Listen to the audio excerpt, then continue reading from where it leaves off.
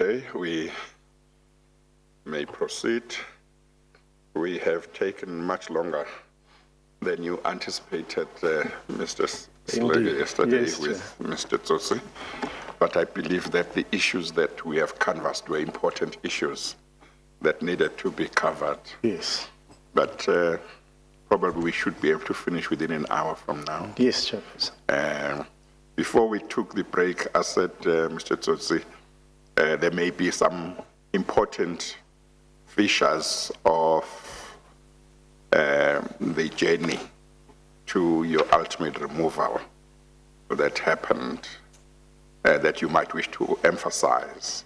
If you would like to emphasize some features of that episode, this is your chance.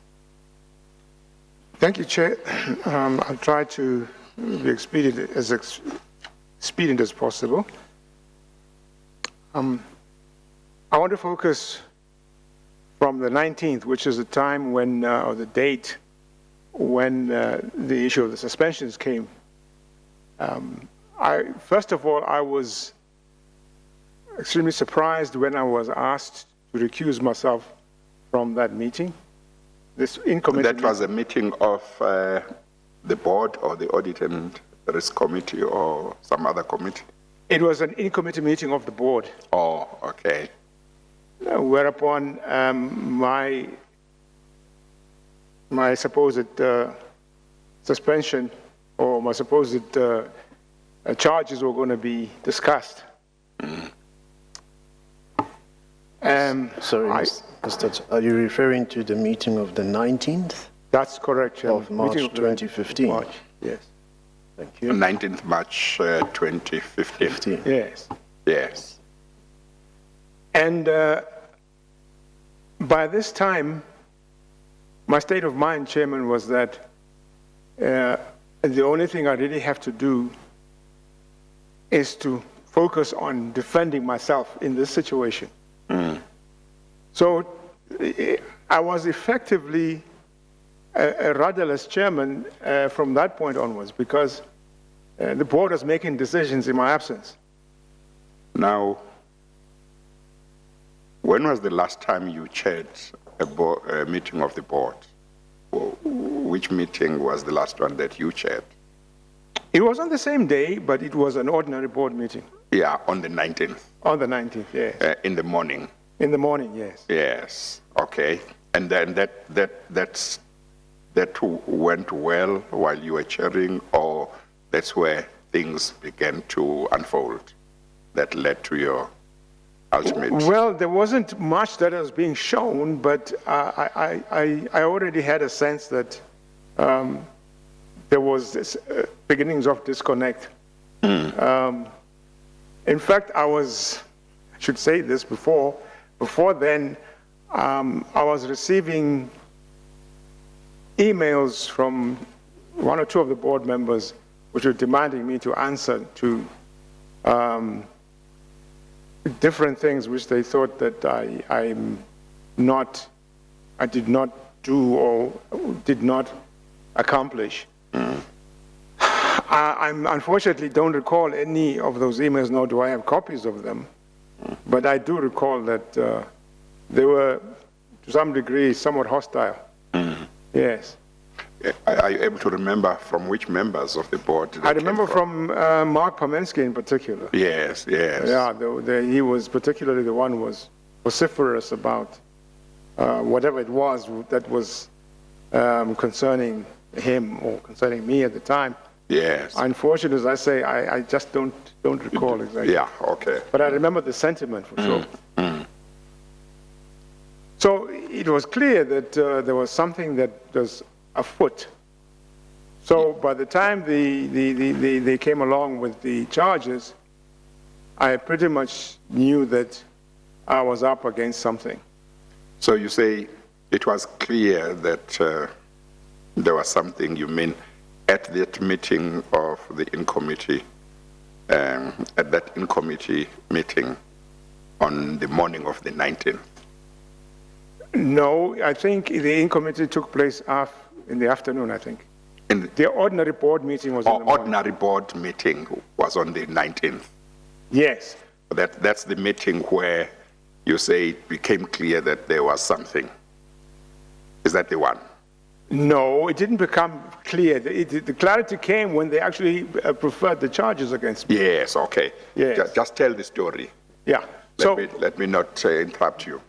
Yes, following then, the issue where I was asked to recuse myself because they were going to discuss me, I did not resist or put up any struggle of any kind, and I simply said, fine, let's go ahead. And when they reverted back to me, I have to now recall precisely, maybe the minutes may say so, they then issued out this document or informed me that they were going to put some charges against me. And I think I recall that I actually got the formal document on a Sunday by email. Or no, it was not by email, it was actually hand-delivered. But I did get a corresponding email. Then the next thing that I recall happening was that they then made a decision to go and brief the minister about their intent to ask me to step aside as a director. And they, once again, I was not invited to that meeting. I was not even informed about it. I just heard from the company secretary that they had gone to Cape Town to go and meet with the minister. I've yet to see the minutes of that meeting. I don't know whether, in fact, we have copies of that meeting, but I really don't know. That meeting happened possibly between the 19th and maybe the 22nd, something like that. Somewhere there. Mm-hmm. So at this point, Chair, I'm simply just floating, not being engaged in the business. I tried to do what I thought I should be doing, but there was no response really from the board. They were having their own interactions among themselves. Mm. I don't recall when next they had a board meeting, but that we can establish somehow. But as was the previous case, I was now essentially not invited to, rather, let me put it this way, board meetings were not being convened by myself. Mm. Now, on the 19th, that ordinary board meeting, you say they asked you to leave the meeting because they wanted to discuss you. Yes. At that time, you were chairing the meeting. Yes. When they asked you to excuse yourself. Correct. And was there a deputy or vice chairperson of the board, or there was no deputy or vice chairperson of the board?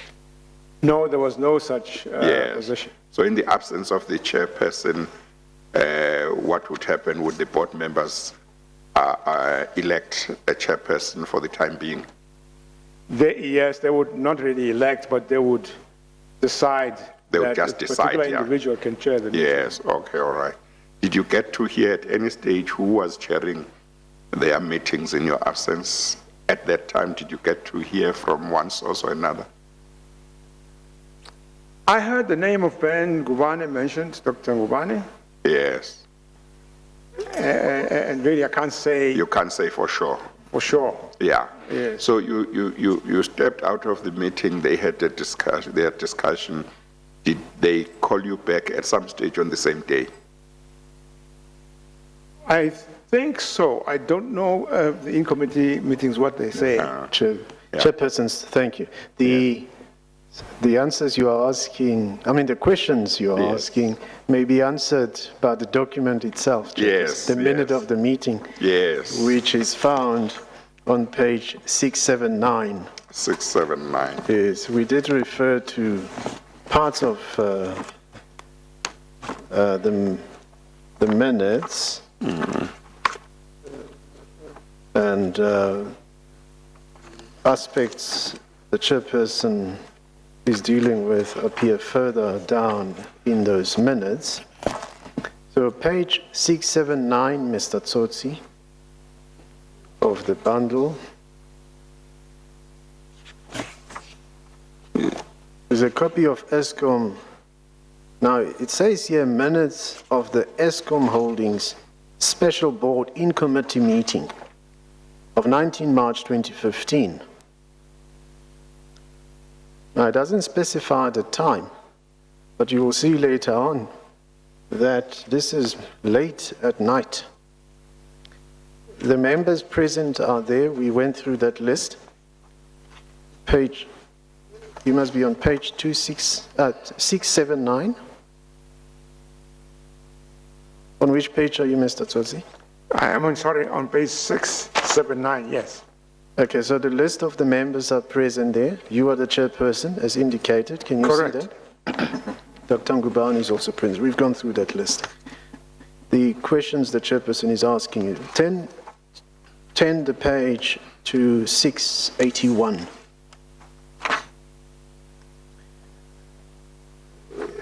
At the middle of the yes, I can page, see. yes, at the middle of the page, you have Mr. Kumalo joined the meeting.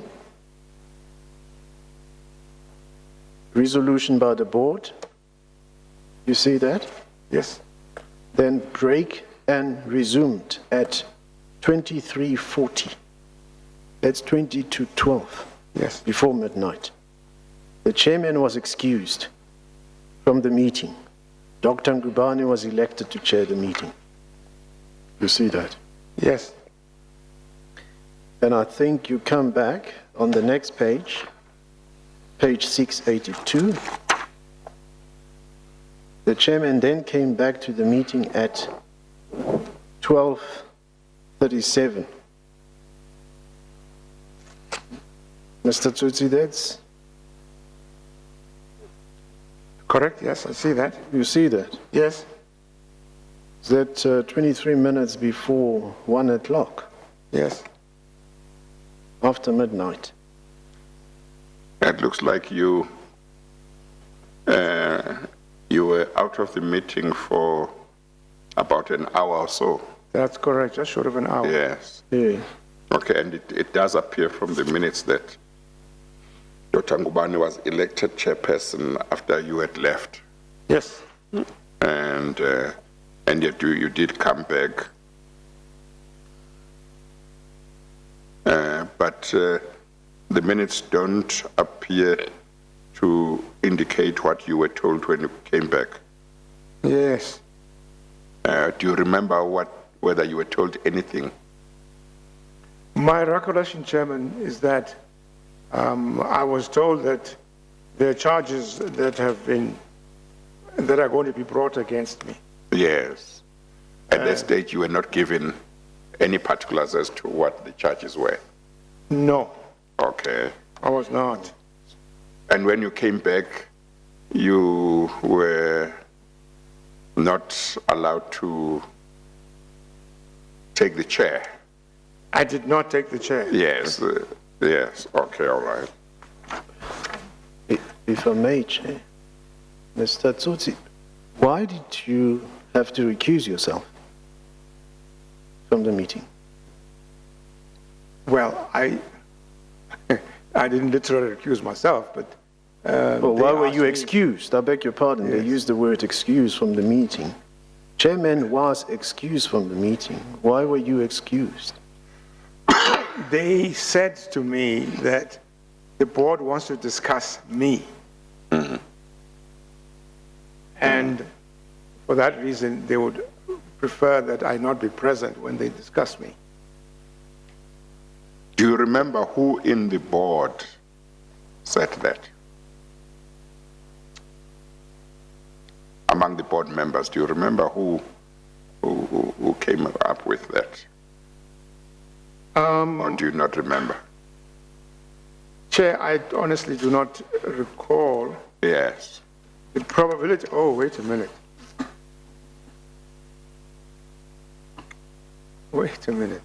This was also very interesting. Now that I see that Mr. Kumalo joined the meeting.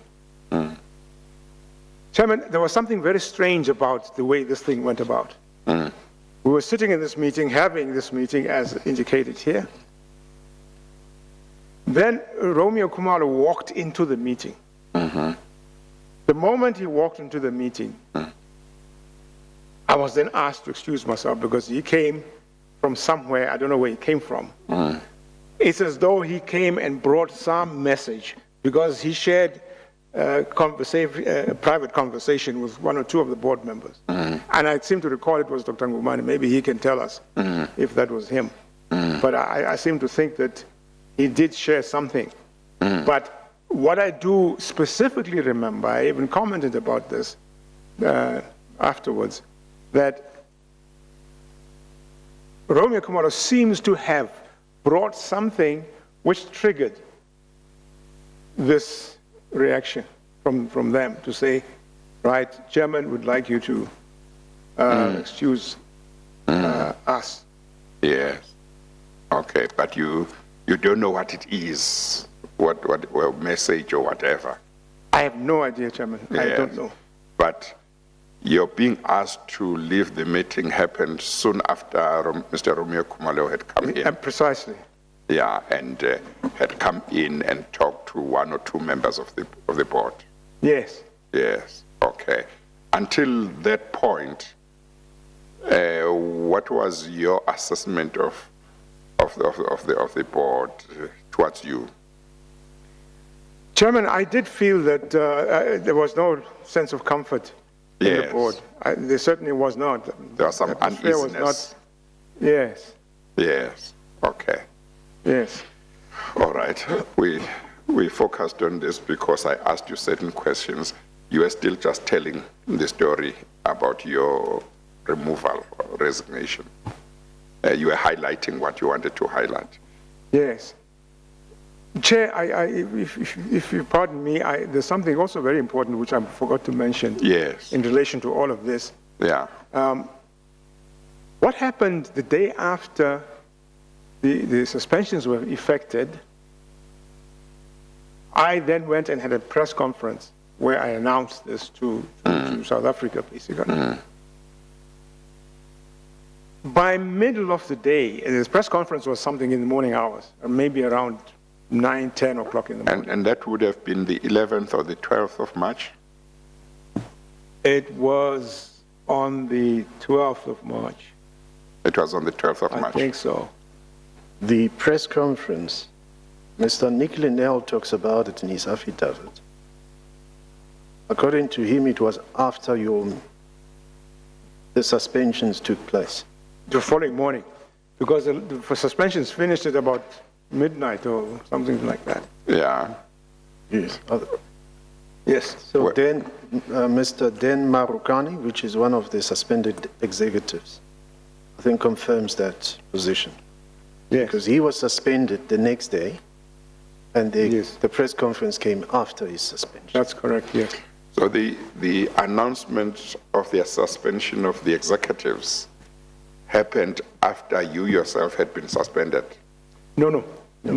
He's back to the 11th and 12th. No, I'm back to the 11th now. Okay, because the decision to suspend the executives was taken on the 11th. That's correct. So the announcement of those suspensions to the public, did it take place on the 11th or on the 12th or on whatever other day? It was on the 12th. It happened on the 12th. It was my son's birthday that day, I remember very well. Okay, all right. It was on the 12th, Chair, during the morning hours. And the issue that I want to highlight on that day was that something, let me put it this way, the event that happened after that, turned out that was probably the worst day I had at Escond, as an Escond chairman. What happened? I was informed by the head of treasury at Escond that there was a series of phone calls that I was to entertain from our investors. it turns out there were some 52 investors who had organized, teleconference. Anything from Hawaii to Japan. I mean, that's right across the globe. Who wanted to find out what's going on. And the focus of their interest was what is happening with the financial director in the company. The financial director is the only executive that is mentioned in the main by the people, by these investors. And they're all asking the same question. What is going on? What's the problem? And Chair, as I said in my submission at the Parliamentary Portfolio Committee, I felt like it was like defending the indefensible. That's how I felt. I was completely drained at the end of that experience. Because in all conscience, I couldn't really say that there is a plausible reason for us to have done what we've done. So that was the first real feeling of betrayal coming out of that, notwithstanding the fact that I had been part of the process myself. But, I had to deal with these things on my own. And so when that passed, the feeling settled in quite well that I am now in a very uncomfortable position. And anything could happen. So when the 19th happened, it was as though it was in the making because of the events that had been taking place prior to that, some of which I've already mentioned. Now, on the 12th, when you addressed the press conference, excuse me, did you address it on your own without any of the board members? No, the board members were present. There was I think, it does say, I think in one of the documents, which board members were asked to attend. Oh, but you were not alone? No, I was not alone. Yes. Yes. And did they participate in terms of dealing with questions, or you dealt with all the questions yourself and they were just there, I guess, to support? That was the only thing that happened. They were just there to support. Yes. Okay. Yes, they didn't say anything. Okay. Now, so you dealt with these queries and questions from investors all over the world, but you felt that you were defending the indefensible. Yes. Yes. When you had to deal with those investors, I guess the board members were not there. These were just phone calls that you were answering. Yes, I was all alone. Yes. Yes. Why did you feel you were on your own when you were answering those questions from the investors? Was it simply because you were feeling that you were defending the indefensible, but you thought that everybody else in the board thought this was defensible, or what was this situation? Why did you feel that you were on your own? I felt I was on my own, Chairman, because I did not believe that any of the board members would be able to substantiate the action in any credible way at all. Apart from the fact that it would look very strange to some investors talking to someone who's been in the business for a month and a half, 2 months, maybe 3 months. Who would be expected to have the requisite understanding of, Escond's relationship with its investors. As you are aware, we discussed in one of those board meetings the road shows and so on. So those kinds of questions they would not have been able to deal with in terms of the expectation of our investors in the circumstances where things like this are happening. And you say the investors who called focused simply on the financial director. There are questions related to the financial director and what's happening at Escond, but they were not asking about the other executives. Well, they were not, they did mention that they're hearing that some Yeah. executives have been suspended. Yes, Some did also question the suspension of the chief executive, yeah, I must confess. But the majority of them were concerned about, the custodianship of the investment yes, okay. through the management of the FD. Yes, yes. So that was really their focus. Given that it had been said, and you said that the suspension of the other executives wasn't based on any accusation of wrongdoing on their part, why does it seem like it was more difficult to defend the suspension of the financial director than it was to defend the decision to suspend the other executives, because all of them were not said to have, the suspensions were not based on any allegations of wrongdoing? I think, Chair, because the perception is that if the custodianship of the finances of the business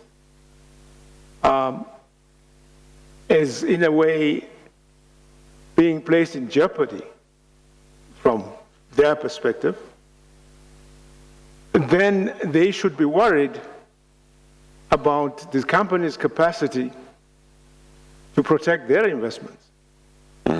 Because Escom has got loans and they've put money into the Escom bonds, etc. So I understood pretty well why they were concerned about focusing their thinking and their expression on the financial side of the business, through the inquiries they were making about the financial director.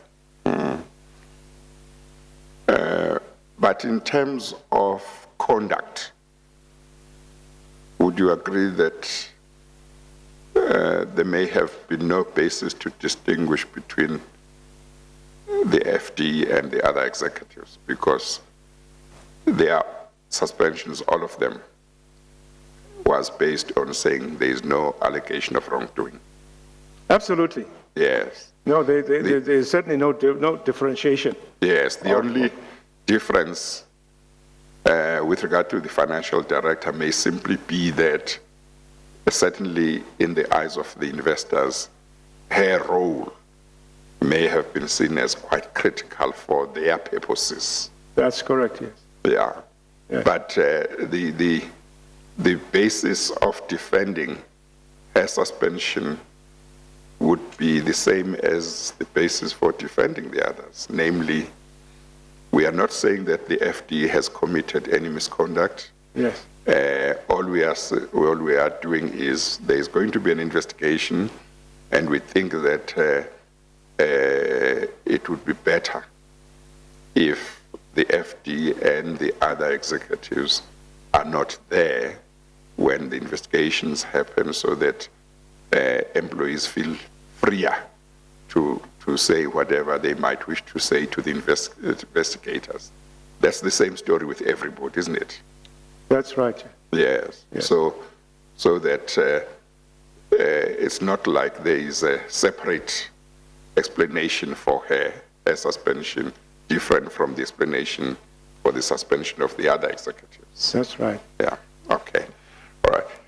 If you had not finished what you wanted to highlight, you can continue and finalize. Yeah, let me just wrap up here, Yes, Chairman. okay. As I said, the team then went to Cape Town to meet the minister, and of course I was excluded from that meeting as well. I think it was a Friday, the day they went. And the following week, and sometime in the middle of the week, I then received an invitation to appear before the board to answer to these charges.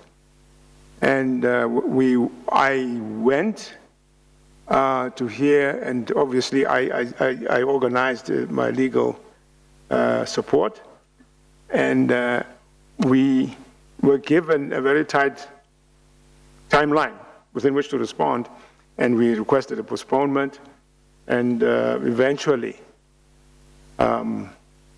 we then had this meeting on the 30th of March.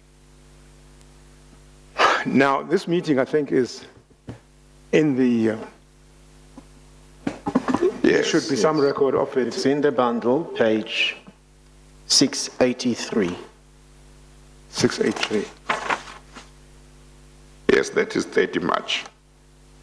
Correct, Chairperson. Yes. Yes.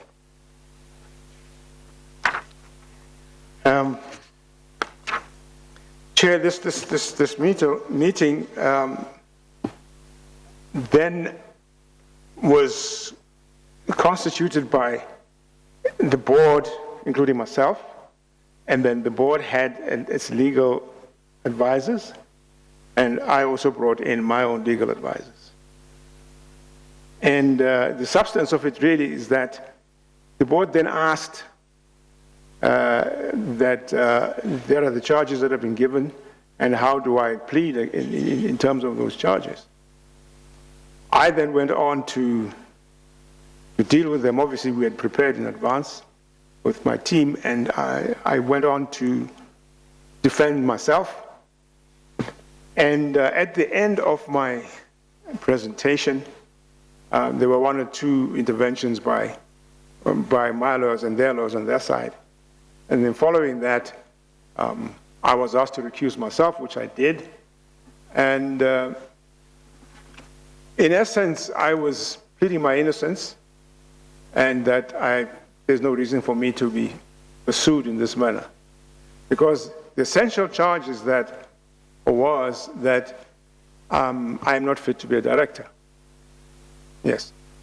Now, after a while, the board had been... And the factual basis for that allegation that you are not fit to be a director being what? The four charges that The four charges that we have looked at. Okay. Yes, all that's right. So at the end, at some point in the evening, the board sent a delegation to come and talk to me, consisting of Dr. Ngubani and Romeo Kumar. They then made a proposition to me that if I agree to resign, they would then drop the charges against me, because they did not want there to be a prolonged, messy engagement between us. Now, in the interim, I had been assured by my counsel that the basis upon which these charges were founded is quite flimsy, and in essence, they were easily dismissible before a court of law. But I had reasoned in my own mind that this sort of thing can impugn the reputation of the business, not least of all mine. And so I thought it's in the best interest, my best interest, and that of the company, to step out, accept the offer of resignation, and then, move away from the company. So what then happened was I said, fine, I would accept, but we need to go back to the board so I can tell the board my response. So I went into the board meeting, and of course I told them, in some respects, something of an earful in terms of what I thought they were doing. And at the end of it all, I made my request to the board about certain issues pertaining to me personally, which were, first of all, that my belief is that I'm entitled to my legal defense by the company, to which the board readily agreed. And secondly, that I was left with 3 months or so of my term for the first year because my contract was such that it was a 3-year contract, renewable every year. So there was about 3 months left before expiry of the first year. And I asked that I should be compensated for balance of the time left. The board responded to say they thought they could do that. They agreed to that, but that matter is in the hands of the minister, because the minister is responsible for the remuneration of the directors. And then the third aspect, I think, had to do with my request to retain my tablet, I think, and my phone at my own cost. So that the board granted me as well. Then I, of course, requested time to clear my office, which I was given. Then, Chairman, what happened shortly thereafter, of course, the media was all over the place. And we're talking about 1 a.m., I think, by the time we got out of the building. But certainly the next day, I was inundated by media. There was a particular interview that I had, I think it was a day after, where I was asked a very specific question, and the question had to do with what do I think, how it is that I was in the situation that I was in. And specifically, as the minister has anything to do with it. I responded in the affirmative to say, I believe that the minister has something to do with my removal from Escond, or had a hand in it. Shortly thereafter, I think about 2 days thereafter, I was informed by Dr. Ngubani that the minister objected strenuously to the statement I made in the media, and if I don't retract that statement, I will not receive any remuneration. And sure enough, almost a week later, I received a letter from the minister turning down my request for the balance of my term. That, Chairman, is the essence, the substance of what happened up to the time I literally stepped out of the company. But one unfortunate fallout also is the fact that despite numerous attempts to collect my legal fees from Escom, Escom has consistently denied paying my legal fees, and up to now my fees have not been paid. So that is the essence of what happened. Well, no, thank you, Mr. Tsotsi.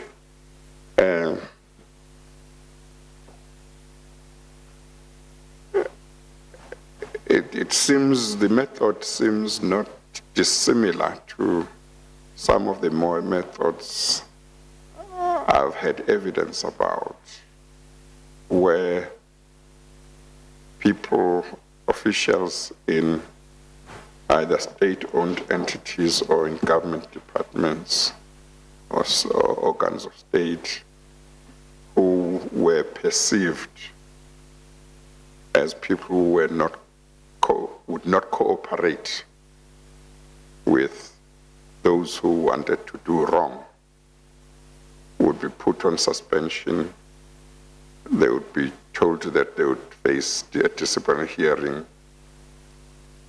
that it would take long before any charges were put together, or sometimes they were not put together. And the people were then offered settlements to go away. It happened to Dr. Dawa at SAA.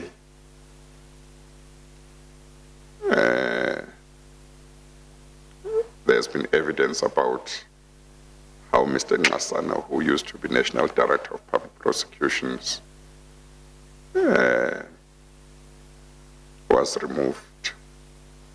His settlement agreement with the government said he is fit to be employed in any senior position, if I recall correctly. But he was removed. And there may be something similar with regard to Mr. Vusipikoli.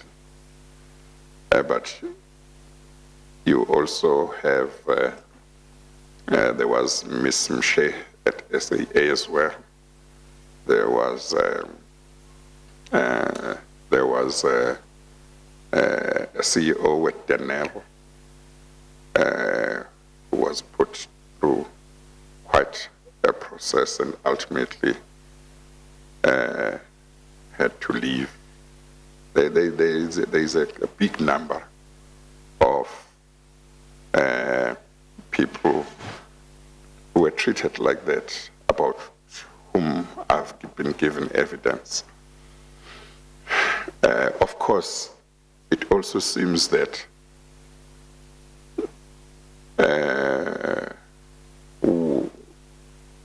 what happened to you is also not very different from what happened to Mr. Matona. You get suspended, and before there could be a full ventilation of what the issues are, then there's discussion of a settlement.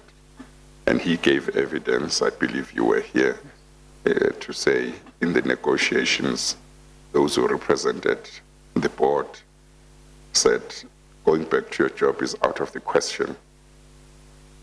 And he was given 12 months salary. So it's very worrying. Yeah. Okay. Mr. Selega. Thank you, Chairperson.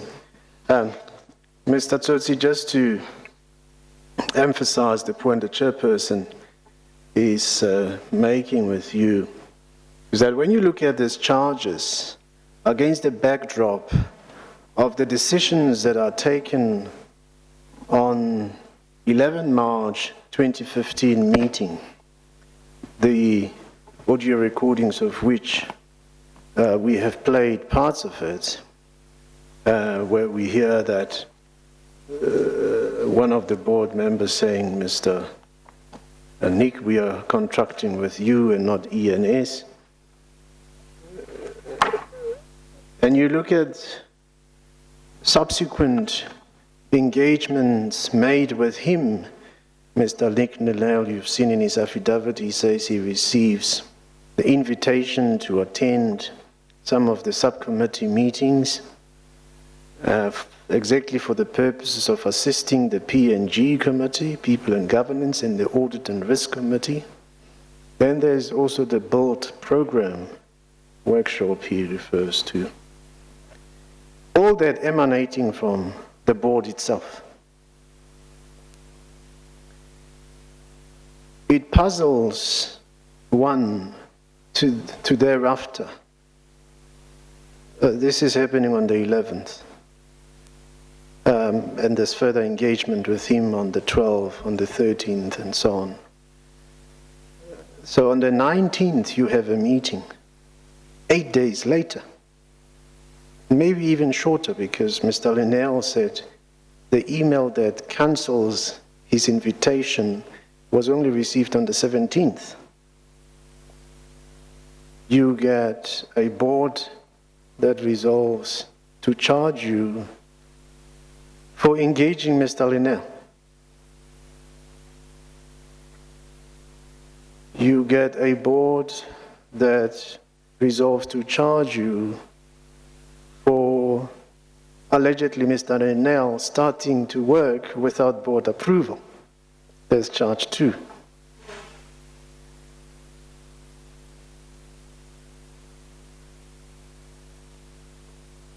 And I was asking you, how do you deal with those charges? But I think you have now provided an answer during your explanation to the chairperson that your lawyers said these charges will be dismissible. Is that correct? That is correct, Chair.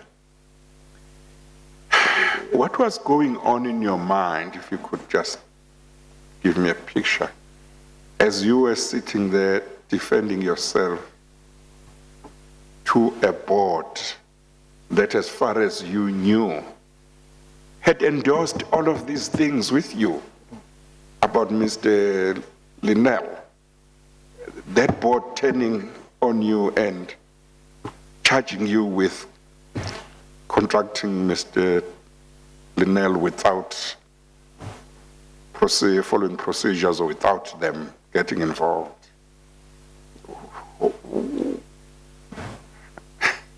What was going on? What were you thinking was happening? Could you believe what you were seeing? Chairman, I certainly was, every possible description, flabbergasted.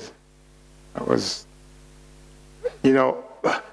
one of the questions I asked the board members, I asked them if they have an appreciation of the gravity of the situation, not only that they've placed me in, but they're placing the company in.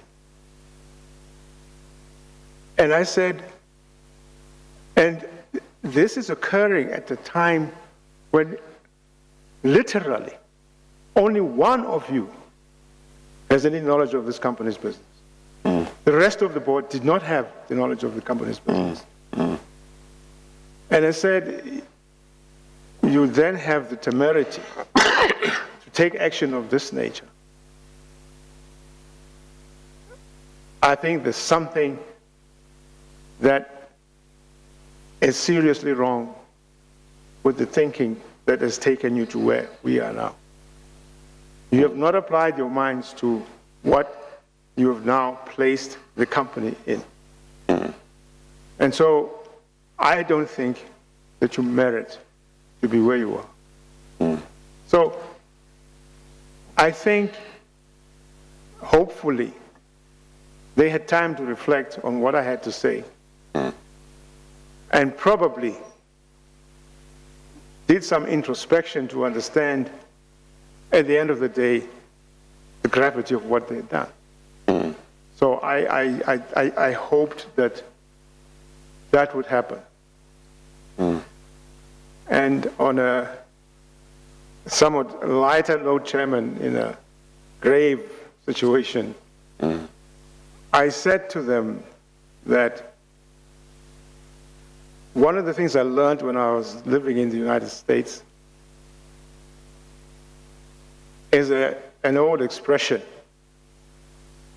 that I learned from my American friends, which goes, what goes around comes around. And when I think of what has happened since I left Escond, I reflect and say, indeed, what goes around does come around. Because if you look at what has happened to the very people who are orchestrating my departure from Escond, what has happened? Also, I've never heard of the chairperson of a board being charged by the board and all of that. I'd never heard of anything like that before I heard about your being charged. You have sat in many boards. Is that something that does happen reasonably? I've never accounted a chair. It's the first time. Yes. Did they have power to bring charges against you? Do you know? Could they bring charges against, or if they didn't have confidence in you, they just needed to vote and then say they have no confidence in you, that's all? Or is that something you don't know? I would have to consult my legal advice, Chair. It's something you never applied your mind to? No. Yeah. Okay, all right. Mr. Slinger. Thank you, Chair. And then charge 3 deals with some media statement. Well, I'm sorry. You know, part of the reason why I ask is because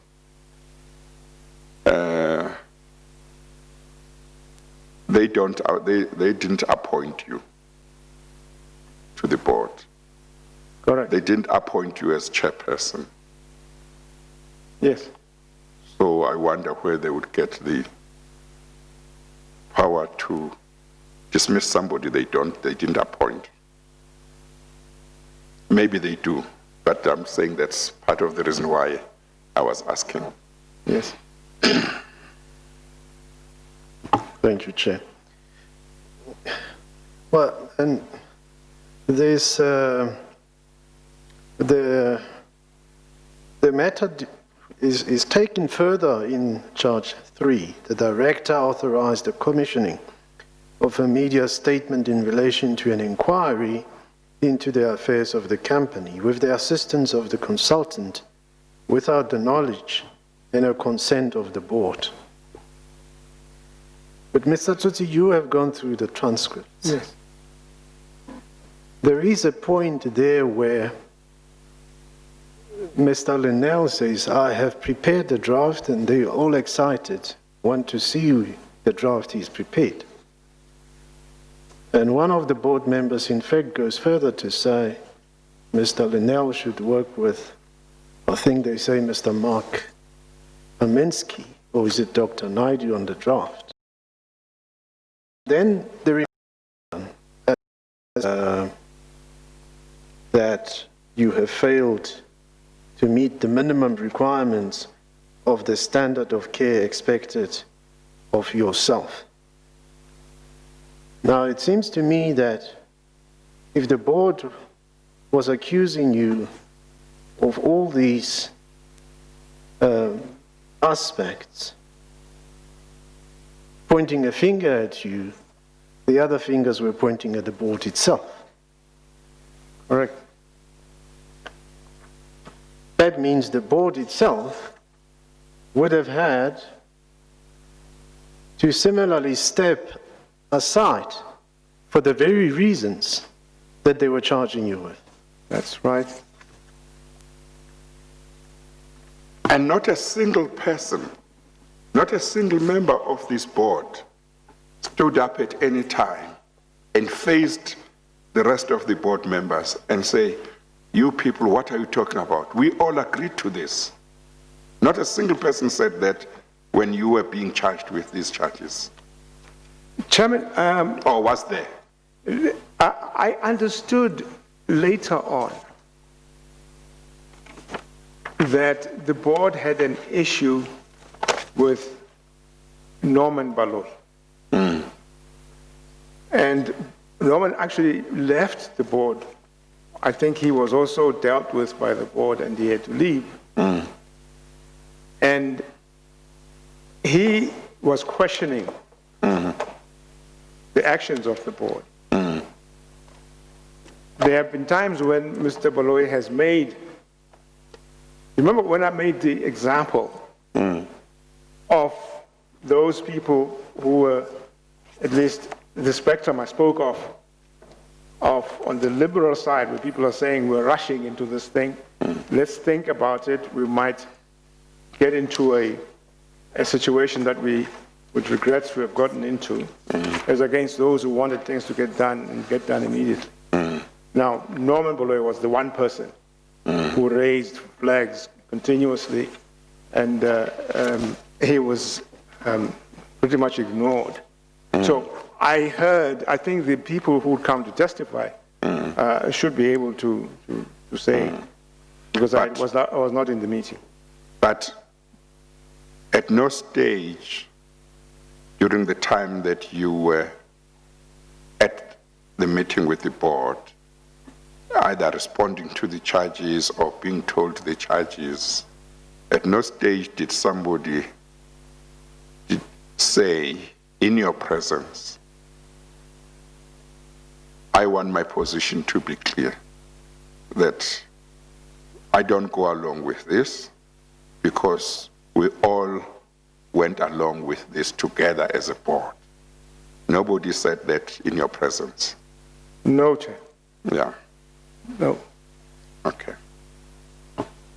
Thank you, Chair. With your permission, the transcript, the relevant part is page 799, Mr. Tsotsi.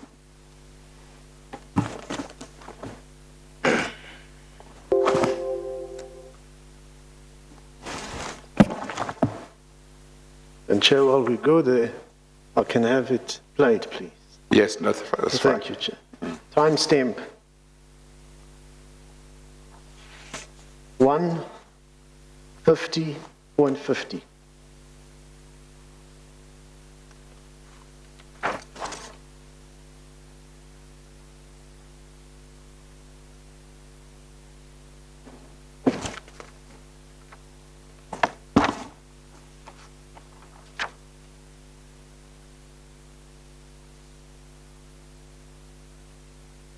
That will be audio 9.1.2.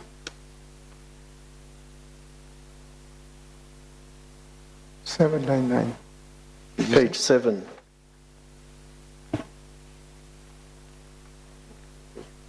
Seven double nine, yes.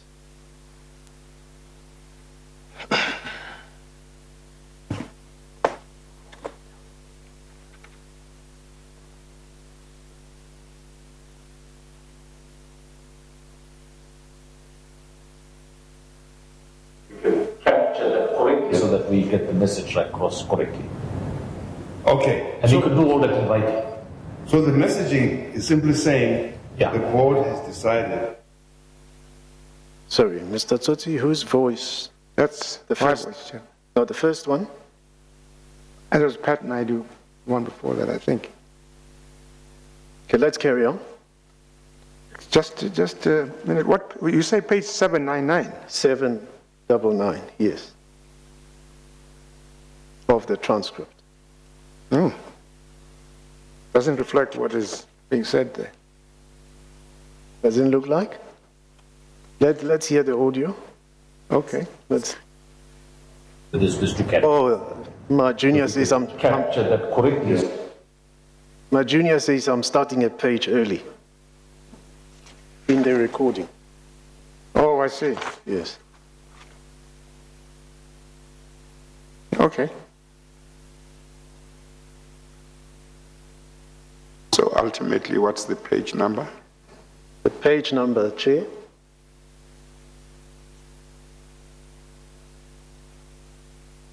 Let's start at 793.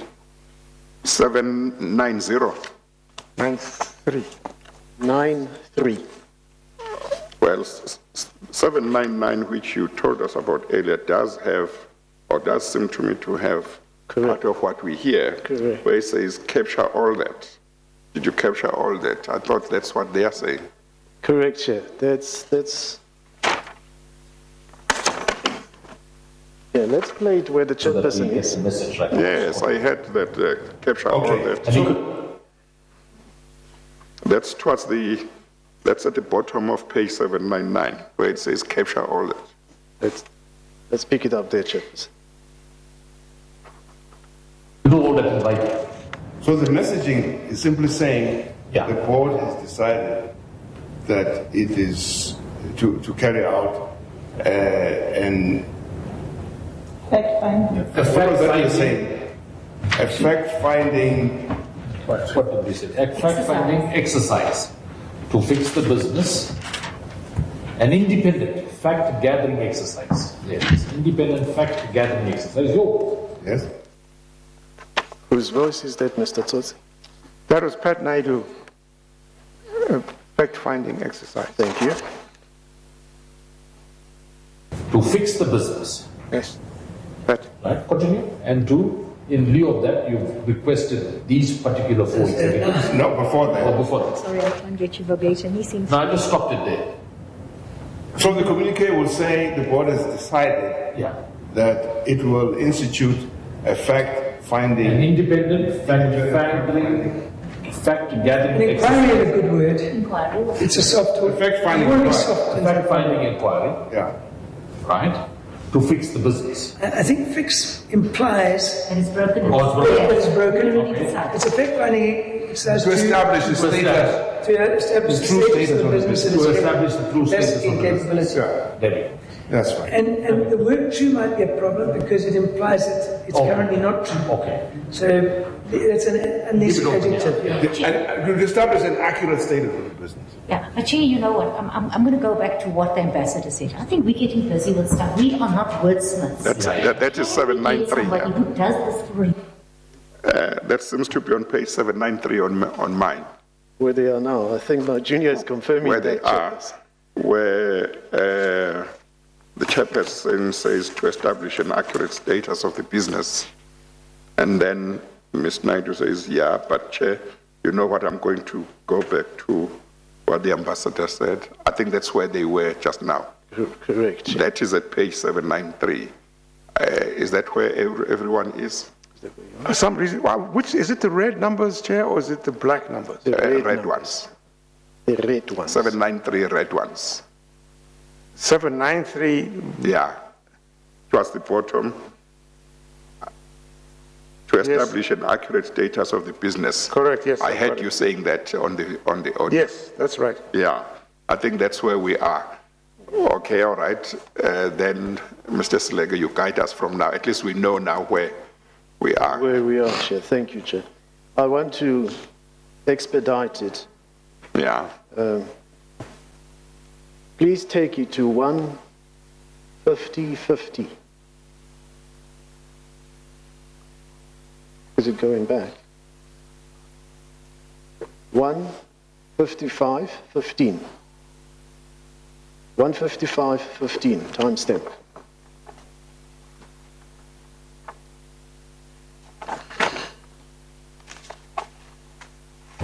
I would think by now, That's Hang on, we must first know The page on number. what page that is. that's 797, Chairperson. 797, okay. Against Mr. Linnell's name. Yes. through your shareholder minister, she has informed her boss, which is the president. So we have to watch out. When are they making statements? I would imagine this is going to have such a positive effect on the public that you would find your minister and the president will make a statement to this effect. Now, we all know he's talking in Parliament today, and so if your minister's told him about it, he might also make a statement in Parliament today. Who knows? But we have to anticipate that your announcement might not be the first announcement, because if the minister's sprang up and said, "President, we're doing this," he's going to politically he should tell the public. He's the leader of the country. He should stand up and say, "Guys, the board is doing this and I support it."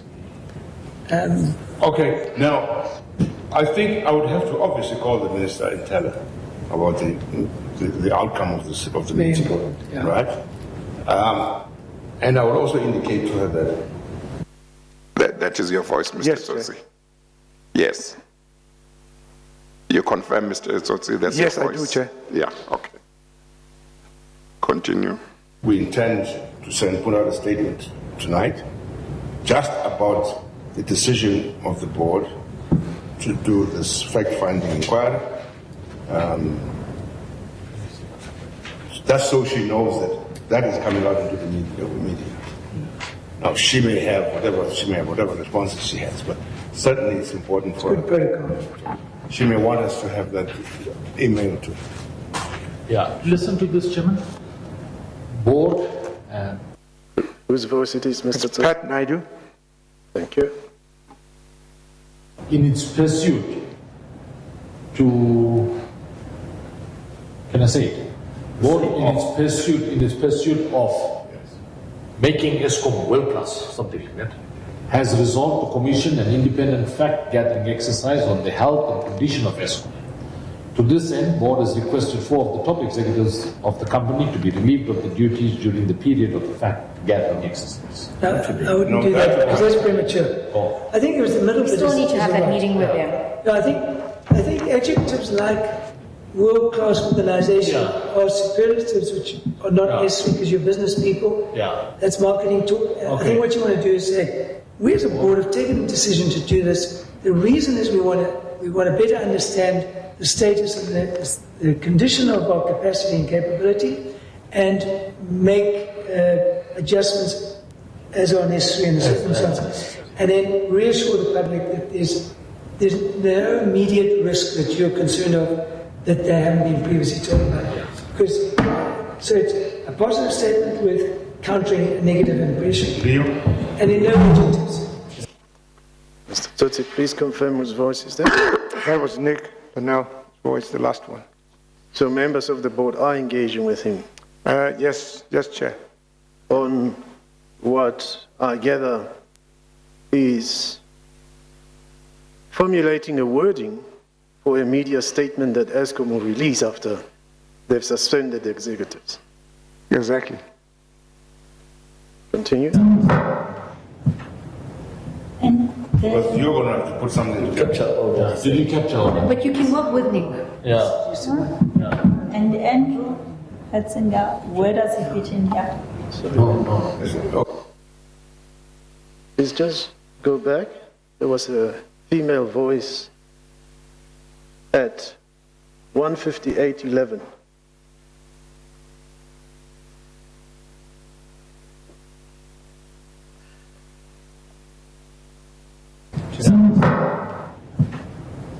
And Because you're going to have to put something together. Capture order. Did you capture order? but you can work with Nick. Yeah. Just stop there. Whose voice is that, Mr. Tsotsi? We're here, but you can work with Nick. You can work with me. That's Ms. Naidu or Vinette. I can't tell. It was too short. It's either Ms. Naidu or Ms. Benita Klein. Yes. Continue. Thank you. And Andrew Hatzinger, where does he fit in here? That's quite. Okay, let me see. That was quite a. Ms. Mabude. Yes, Abuda. Yes. Thank you. Let me just get my... I did draft something. Did you draw something? Yeah. Okay, yeah. Listen. Pause there. There is Okay. Mr. I did Mr. draft Linnell. something that was Nick Linnell. Did you draft something that was me asking? And Nick came back and said yes. Then I said, so let's us have a listen then. Thank you.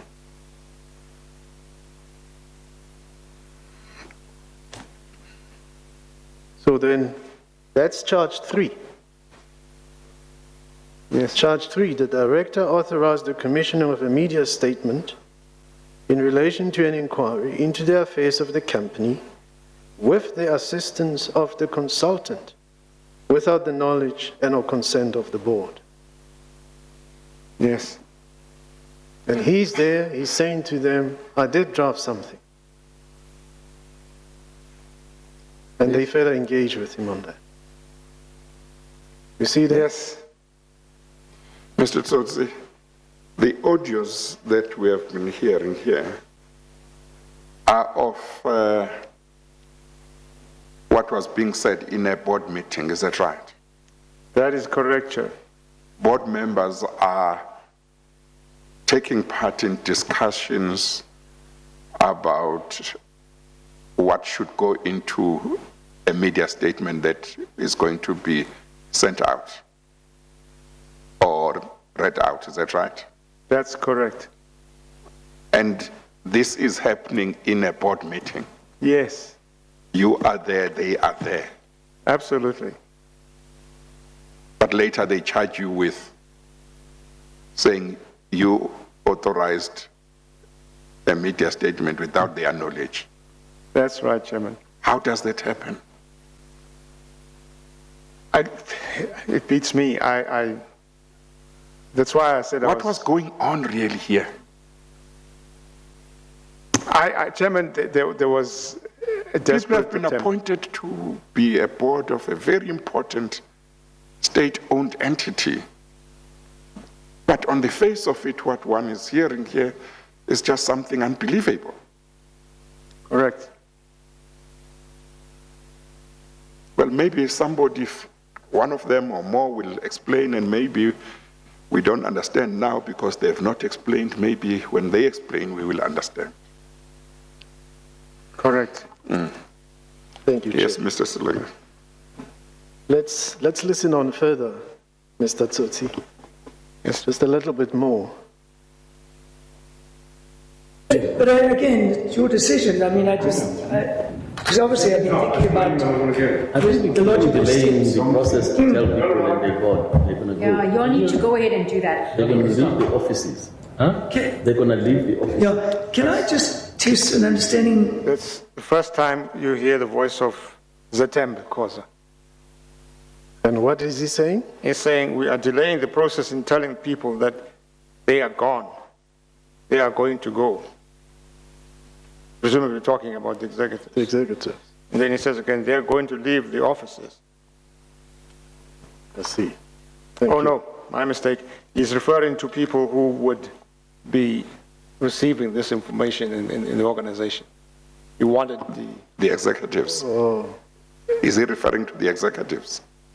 I think he's referring to the staff at Escond, I think, Which staff? that the organization should know that there's this intent to carry out an inquiry. Yes. So the media statement, the idea was it should go out before the staff leave.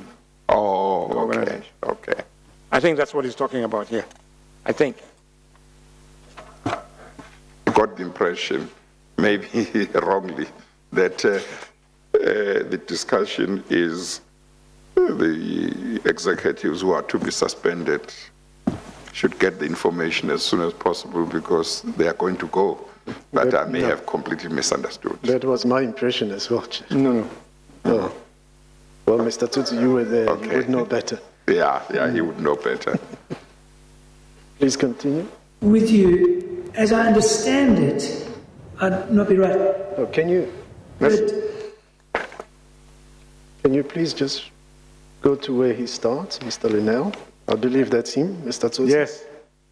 And what page are we going to be on now? It's page 801, Chair. Okay. At the top of 801. Okay.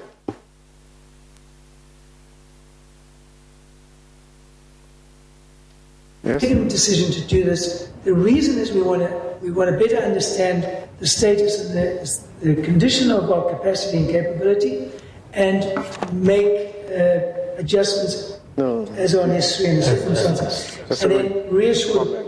no, That's way back. 799. you're at the wrong place. Okay, start at 158. 15839. Tell people when they're gone, they're going to go. Yeah, you all need to go ahead and do that. They're going to leave the offices. Huh? Okay. They're going to leave the offices. Yeah, can I just test an understanding with you? As I understand it, I'd not be right, but did the minister inform any of the individuals that they could well be suspended? No, the minister is not involved. No, Minister not involved. This is a board. It's a board discussion. Okay. Stop there. Yes. The various members of the board was making the statement that in response to the question by Nick Linnell as to whether the minister has informed any of the individuals that could well be suspended, and all of them were saying no, the minister is not involved. So they don't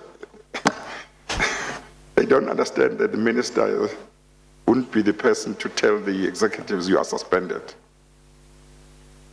Well, Chair, I think the idea here, if I understand it, is that the decision to suspend is made by the board, so it's the board's responsibility to inform the executives that they are suspended. I think that's what Nick was referring to here. I presume, as against informing the minister about the suspension of the executive. So, Well, I thought that Mr. Linnell was asking whether the minister had informed the executives who were going to be suspended. That was his question. that's right, yes. And then somebody says, no, the minister is not involved. Another one says, no, our minister is not involved. And then another one says, this is a board decision. So I'm just saying, maybe it goes back to the point you made yesterday and today, that this board hasn't even begun to understand the business of Escond. And they don't know the executives that they are making decisions about. But somebody, one or more of them, seems to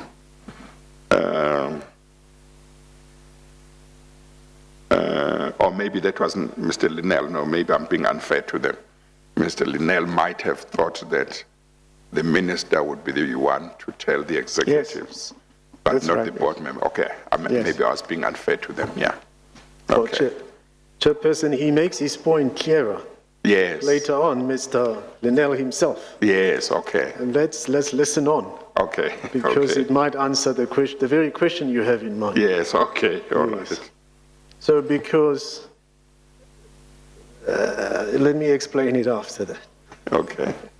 But did the minister inform any of the individuals that they could well be suspended? No, the minister is not involved. No, Minister not Minister's involved. not, this is a board. It's a board discussion. Okay. So, pause there. So you see the answer to that question, Mr. Tsotsi. Yes. It's not an answer to that question. It's a response to the question, but it's not an answer to the question. The question is whether did the minister inform any of the executives whether they could be suspended. Right. The board members answer, they say, no, this is a board decision. I suppose, well, sitting in the meeting and listening to Nick saying what he said, Chair, it says to me that the suspension of the executives probably should be announced, or the said executives should be informed by the minister as against the board. That's how I interpreted what Nick was saying here. So what the board members are responding to is that, no, it is the responsibility of the board to do that, and not of the minister. That is why they are saying the Because minister it's is not a board involved. decision. Yes, that it is a board decision. So the idea of communicating the suspensions to the executives should not involve the minister. Let me put a different proposition to you, because you will see what Mr. Linnell says thereafter. Mr. Linnell seems to suggest that one of the executives has prior knowledge that they are going to be suspended.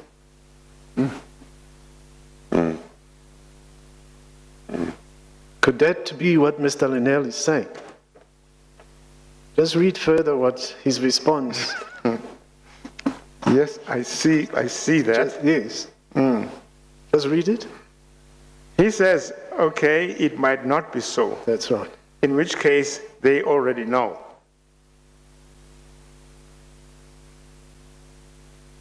In other words, So, they could have been informed by the minister. yeah. So he's not asking a question of authority to make the decision. He's asking whether there is prior communication, which then makes one of the executives to have prior knowledge of the decision before it is made. That's exactly his point. Okay. I see. So what the impression one, it's not even an impression, it's what you see from the deliberations or discussions in this meeting. And you see that right at the beginning, and I hope the technician will help me very quickly. I'm going to refer you to the second of the audio recordings. Timestamp 22:45.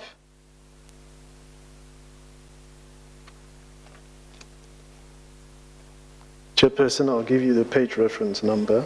I think it's page 879. Page? 879. Okay.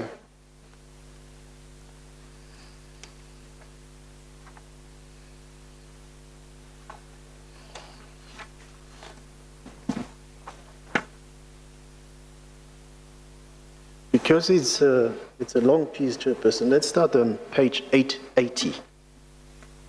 Timestamp 22:47.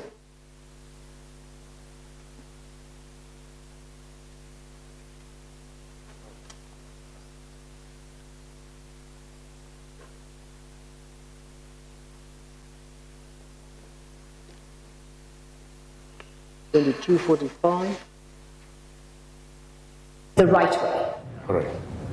I agree. Chair, if I can come in, I want to concur with the Whose voice is that, Mr. Tsotsi? That's Kwaita Mabuda. Thank you. with the doctor. We are in South Africa, in case we were forgotten. We are in South Africa, and the problem in South Africa is that most things are discussed on the newspaper. And I don't want us to leave this room forgetting that in as much as we have the responsibility to take care of Escond, we have a responsibility to protect our leaders. The point that we had said here when the minister was here to say the minister must be excused on some of the decisions that we ought to hear about. It's something that we need to take very seriously.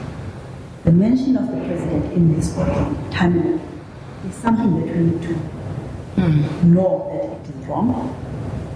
If it is mentioned to emphasize something, we must not even one person must leave with the word president, because we know the attack that has been done to our president. And for us to open an attack as well at our level, that would result in him being attacked further than he is now, is not right. And for us to, as the president, we need to take ownership of this process. He might have initiated, the minister might have given us guidance, but she cannot own this process. We need to own it. And the mention that... You see that, Mr. Tsotsi? Yes. We can't hear her properly. You could Remember to raise your voice. see. Thank you, Chair. We can hear her properly on the audio, but the transcription could assist us. And if you could read that last part. Yes. But there's a part where she says we must protect our leaders. Did you see that? Yes, I saw that. It's on the previous page. Can you start from there? It says,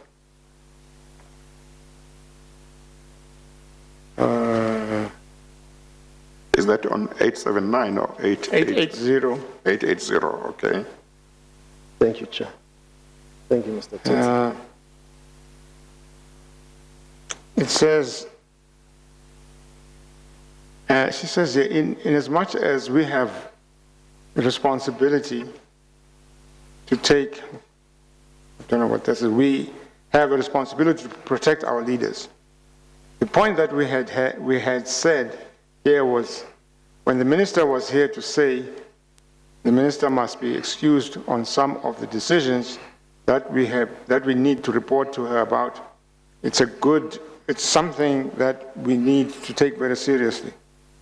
The mention of the president in this boardroom is something that we need to know that it is wrong. It is, if it is mentioned to emphasize something, we must not even one person must leave with the word president, because we know the attack against government through our president, and for us to open an attack as well at our level, that would result in him being attacked further than he is now.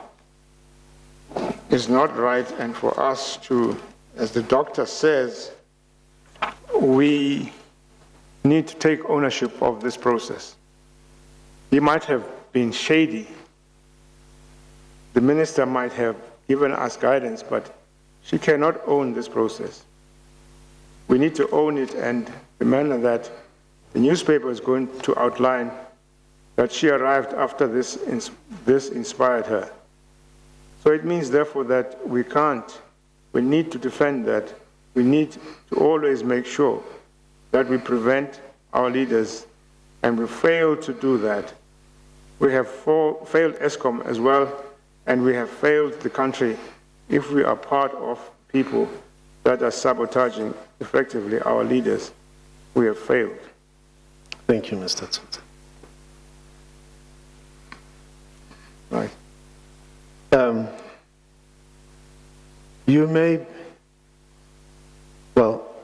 You could explain to the chairperson the context in which that statement was made. Okay. Because we understand from you that you had met with the president. Yes. We understand from your evidence that you had told about the president is the one who asked you to test the proposal with them. Correct. Chair, this sentiment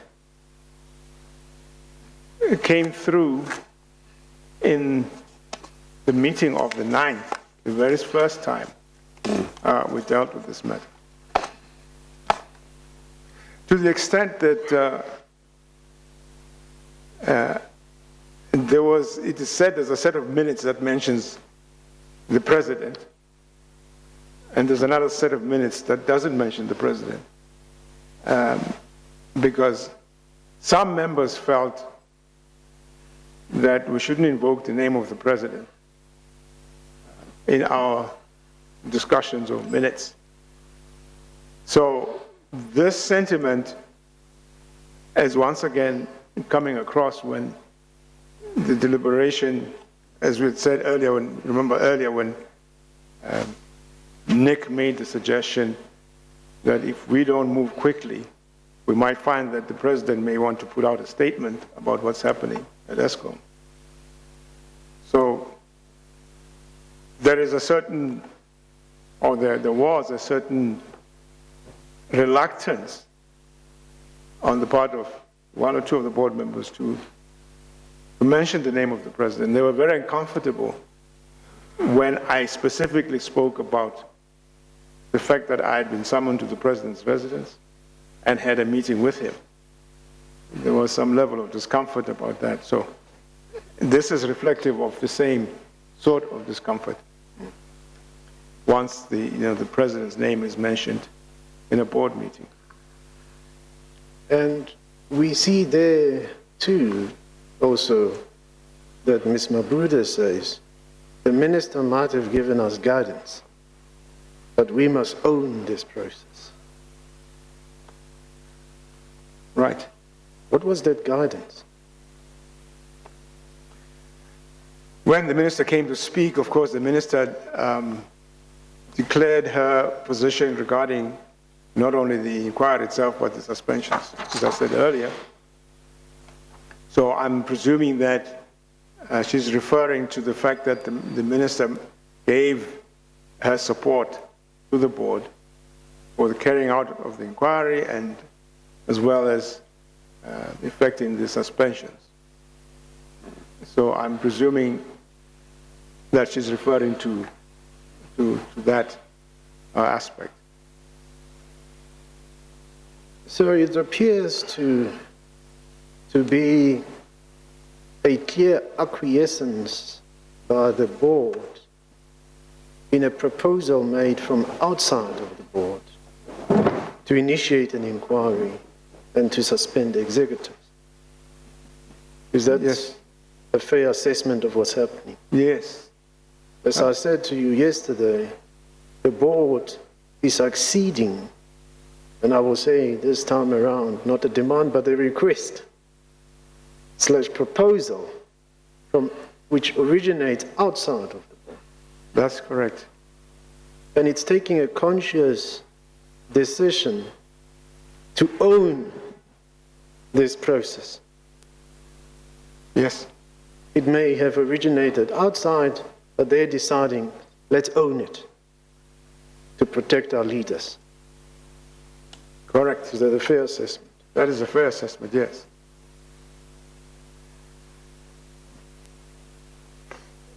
And so your charges must be understood in the context of this meeting. Yes. So we can't divorce your charges from this meeting. Is that correct? Yes, absolutely. Thank you.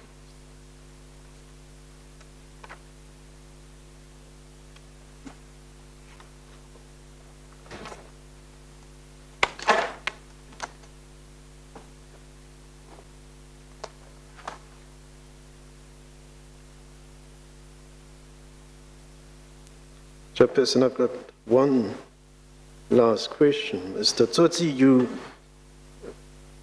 the issue of Sumitomo came up yesterday, and you talked about it in the context of Mr. Koko. Yes. In his statement to the Parliamentary Portfolio Committee and in his affidavit to this commission, he outlines that aspect in regard to the suspension of Mr. Malesela.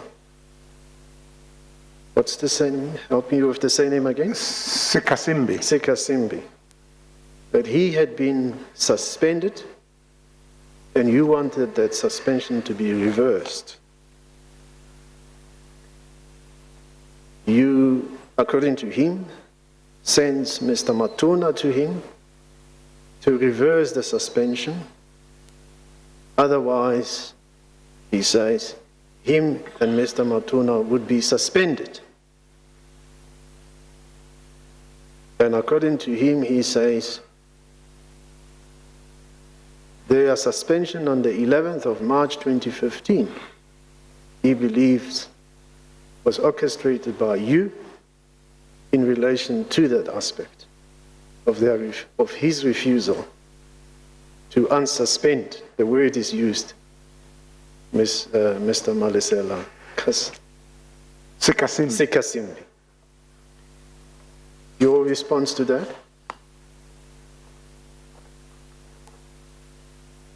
Chair. Sorry, Mr.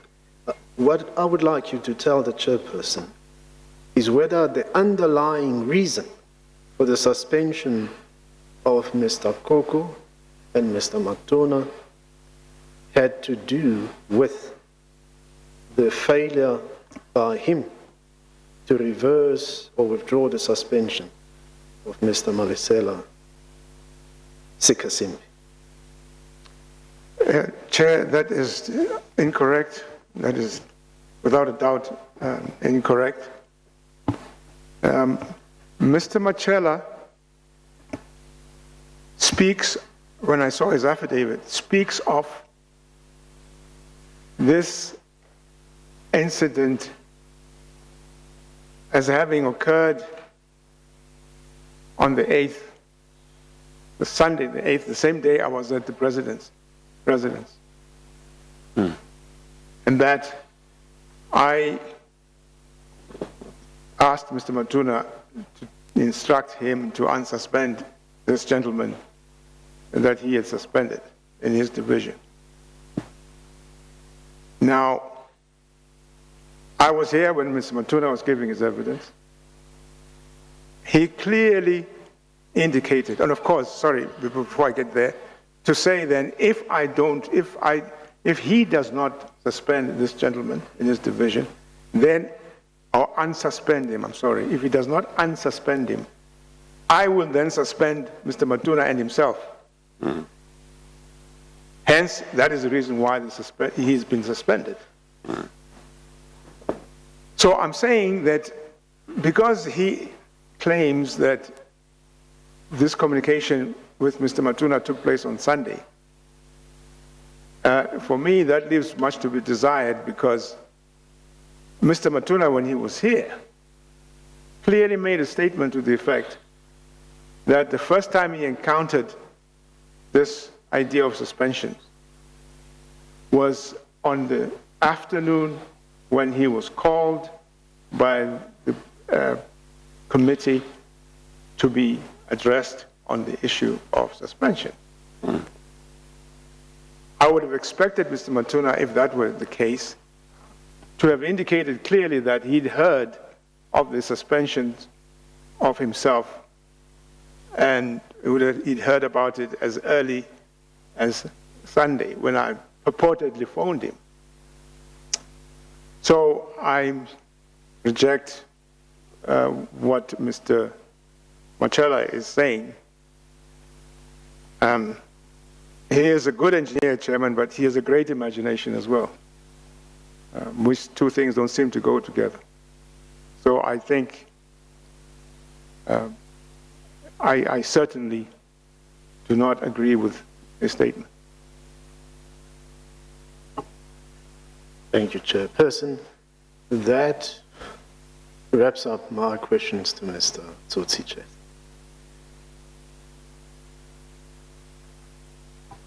Thank you very much, Mr. Tsotsi. If later on, because the Commission's investigations continue, if later on there is something that we wish you to come and clarify, we will ask you to please come back. But we will try and make sure that we don't ask you to come back unless it's really necessary. Miss, your legal representative may be wishing to re-examine you. I'm going to ask him whether he wishes to do so. Would you like to re-examine, or you have no re-examination? Thank you, Chairperson. I will have re-examination. Yes. During the lunch break, I had engaged my colleague, Mr. Sileke, Yes. and intimated to him that perhaps you will give guidance whether you wish us to do that now, or you have other witnesses and we could do it in the morning. Do you have an idea of how long you might be with if you were to re-examine now? I imagine about half an hour max, 45 minutes. About half an hour. What is the time now? I'm mindful of the time frames of yesterday. Yes. Yes. Well, before we start with another witness, it would be better to finish with Mr. Tsotsi. Yeah. It may be that, I see it's 4:20. It may be that we should take a short adjournment. The witnesses who were supposed to have testified today, let's talk about that. Yes. How long would be the next witness, do you think, Mr. Selector? Do you have an idea? Chairperson, they said, one judge said any estimation of time that a legal practitioner gives you multiplied by 2. Yes. Let me try to give the chairperson an answer during the adjournment. Yes, you know what I'm thinking is that next week, Yes. I think there is room for hearing some witnesses next week. Now, it may well be that if some of the days next week are available and all concerned are available, may well be that we have to choose whether we move everybody by one day. So those who were to testify today, testify tomorrow. Those who were to testify tomorrow, testify on Friday. And then we find a day next week when we can complete. Yeah. Or whether we take today's witnesses and put them next week on one of the days, and then tomorrow continue with the witnesses who are going to give evidence tomorrow. Yes. And Friday. Yes. So maybe if we take this adjournment, you can apply your mind to Yes. that, as well as discuss with whoever you might be able to discuss with who may be affected Yes. with that arrangement. Yes. And that might affect how far we go today. But I think that we should, if possible, try and get Mr. Tsotsi to be re-examined so that, if possible, That's right. he is done. That's a sensible approach. Yeah, yeah. So let's take an adjournment. Each of the remaining witness will not be, each of the remaining witness, Chair, will not be less than 3 hours. Will not be less than 3 hours. Will not be less than 3 hours. Yes, yes. Okay, all right. Let's take this adjournment, and it's nearly 25 past. Shall we say we resume at 1:45, just to give a little bit more time? Indeed. To discuss. Yes. Okay, Thank you, so Chair. we'll resume at 1:45. We adjourn.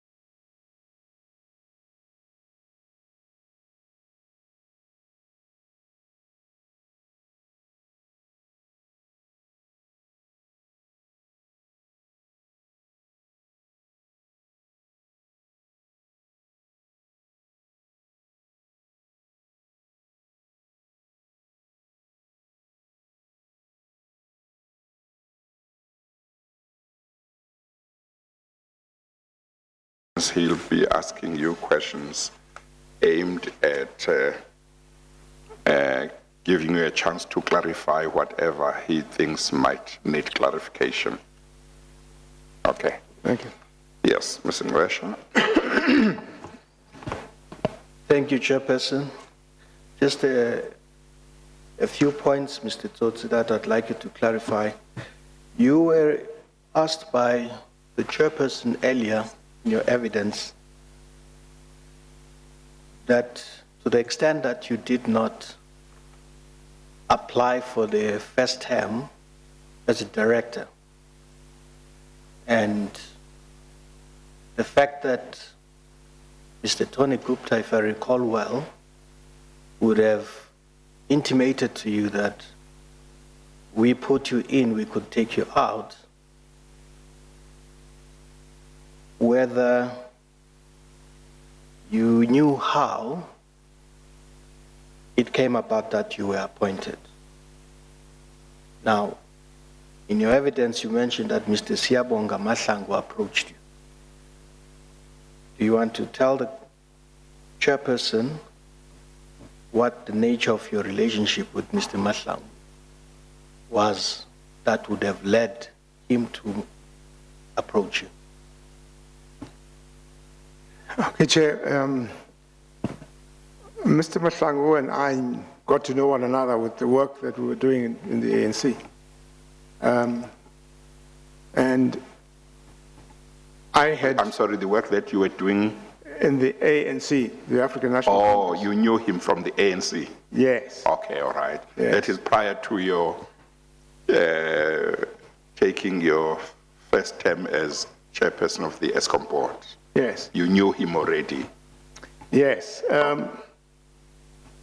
I used to lead some discussions within the workshops and the work that we're doing inside the ANC, and at times I would see him attending some of these. And having had the experience I had when I was working for Escom, there were certain aspects which I was charged with to assist in growing the consciousness of, part of the political school that work we were doing. So Mahlangu got to know me then, and I think out of that grew the interest once he was now senior enough and was now the advisor to the minister. It seems as though he latched on to those things, to that experience he and I had at that time. Did I understand you correctly that you said you used to work for Escond?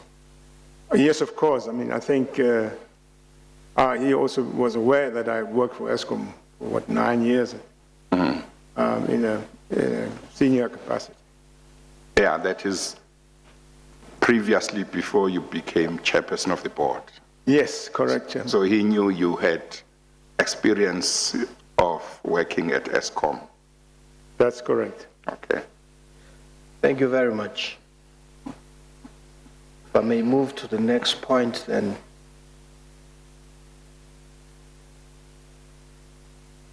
Mention was also made of the meeting that was initiated by Ms. Dudumieni, former chairperson of the SAA,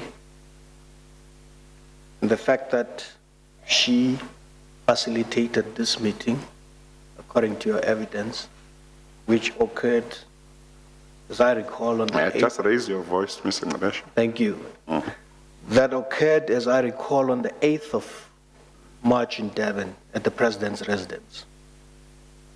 Now,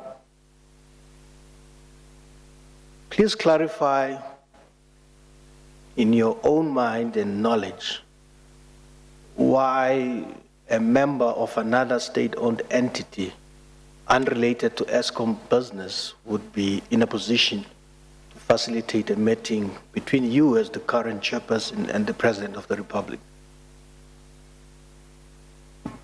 The Chair, apart from having been colleagues with Dudu, because we're both in the SOE space. We knew one another in that fashion. But I think in this instance, the fact that I was aware that she had a close relationship with President Zuma, and she chaired his foundation. And besides that, I do recall at some time in my communication with President Zuma that he did say to me that should I need to see him urgently, I should feel free to ask Dudu to make the arrangements for such a meeting. So at the time then when Dudu came forth and said this,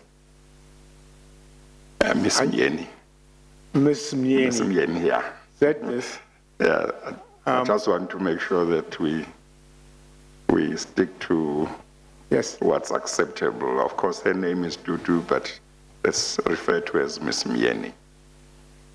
So at the time when Miss Mjeni made the call to me and the request, I understood that indeed this is a plausible communication coming from the president. Yeah, so I had no qualms about the fact that I'm being called by somebody who is not related to the Escond business. Yeah. Are you able to remember when it was that President Zuma said to you, should you need to see him urgently or speak to him urgently, you should feel free to contact Ms. Mjeni, who would then make all the arrangements? Are you able to remember roundabout when that would have been, in terms of the year? Obviously, I'm not looking for the exact date. Chair, there could possibly have been maybe in 2013. 2013? Yes, could have been in 2013. Okay, okay. Yes. Would that have arisen out of any meeting that the chairpersons of the boards of different SOEs might have had with Mr. Zuma? Or you were having a meeting with him and he mentioned this? It's not like you had a meeting with him and Ms. Mjeni and he mentioned this. Yes, I was having a discussion with him at the time. Yes. Direct, yes. Just the two of you? Yes, just the two. Okay, and then he said, should you need to see him urgently or talk to him urgently, the person to contact would be Ms. Mjeni? Yes. Yes. At that time, did that surprise you or not really? No, Chair, it didn't surprise me because, as I said, I knew that she had been, at the time, the chairperson of the Jacob Zuma Foundation. And so her closeness with the president was, a matter of public knowledge. Do you recall whether this meeting between you and him was at the presidency or the presidential residence, Mahlamandlovu, or elsewhere? No, Chair, it was definitely not. It could have been in Cape Town. I just have a sense that something was happening in Cape Town and I was there. Yeah. In his residence, in the office, or maybe at some function? No, it should have been at some function. Oh, yes. Okay. Yes. It's just that it sounds strange to me because I would have thought that your discussion would have been that if you needed to talk to him about Escom work.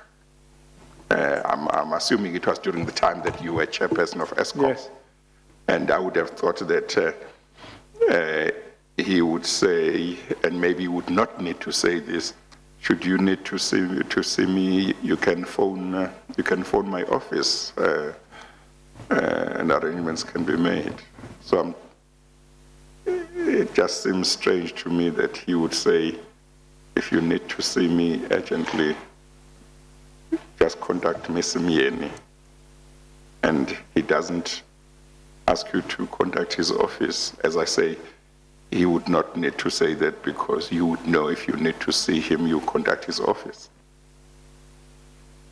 Chair, I hear what you're saying, but I didn't put too much credence into Yes. that. No, that's fine. It's just that it's piece of information that you have just mentioned now, and it's yes, Mr. Ngobesha.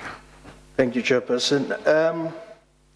If we may move to the point regarding the donation or support, or put differently, attendance to the ANC January 8th dinner, business dinner as it was discussed in Nelspruit in 2015 January, if I understood well.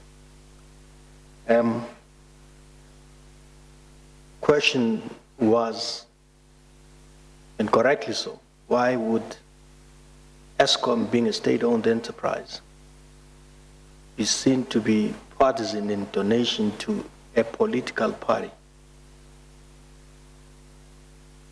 Now,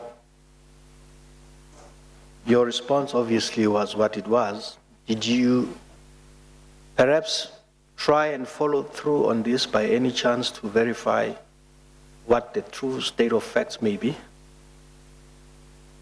Yes, Chair, I certainly was concerned about your concern on this matter. And I thought to myself, maybe it might be useful if I could try and get some information on this.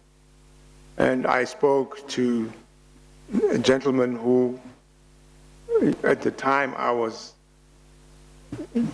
this particular event, was the director of, the director of communications at Escond.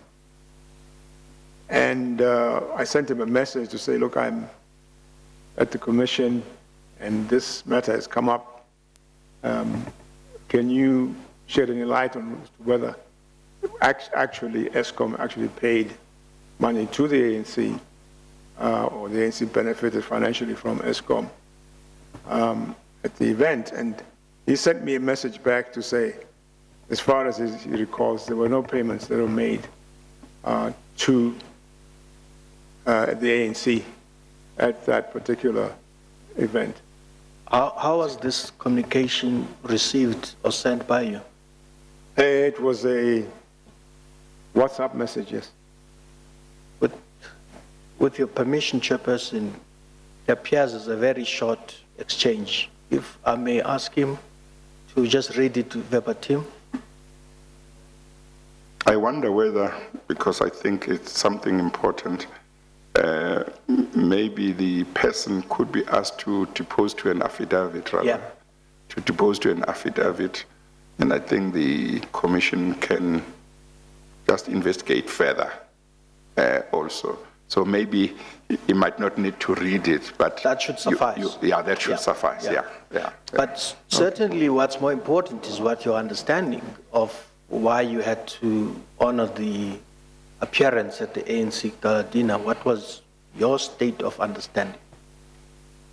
Yeah, as I said, I took it that there was an opportunity to state the support that Escond is giving to its customers and to the public in general through the 49M campaign, and that there was an opportunity, apart from that, to speak to a large customer base of Escond, both present in the room in the form of the business people that were there and others who were there, and especially those who were accessible via the television of the South African Broadcasting Corporation. So I took advantage of that. And that is really the essential reason why I was there.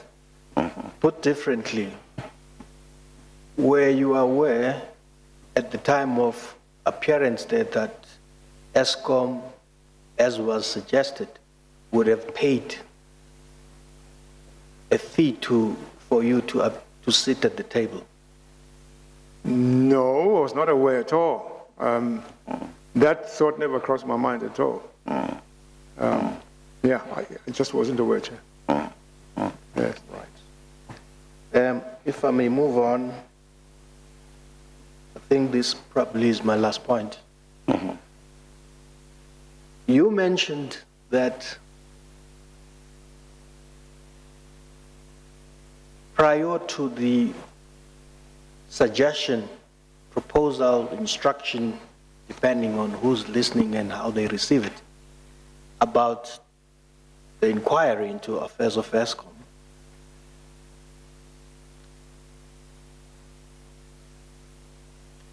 that you yourself at some point harbored a view which you expressed to some of your board members, perhaps in an informal session, the previous year, about an independent assessment, as you put it. Could you clarify what you meant by that? Okay, Chair. What was in my mind at the time I was thinking about an independent assessment of Eskom's situation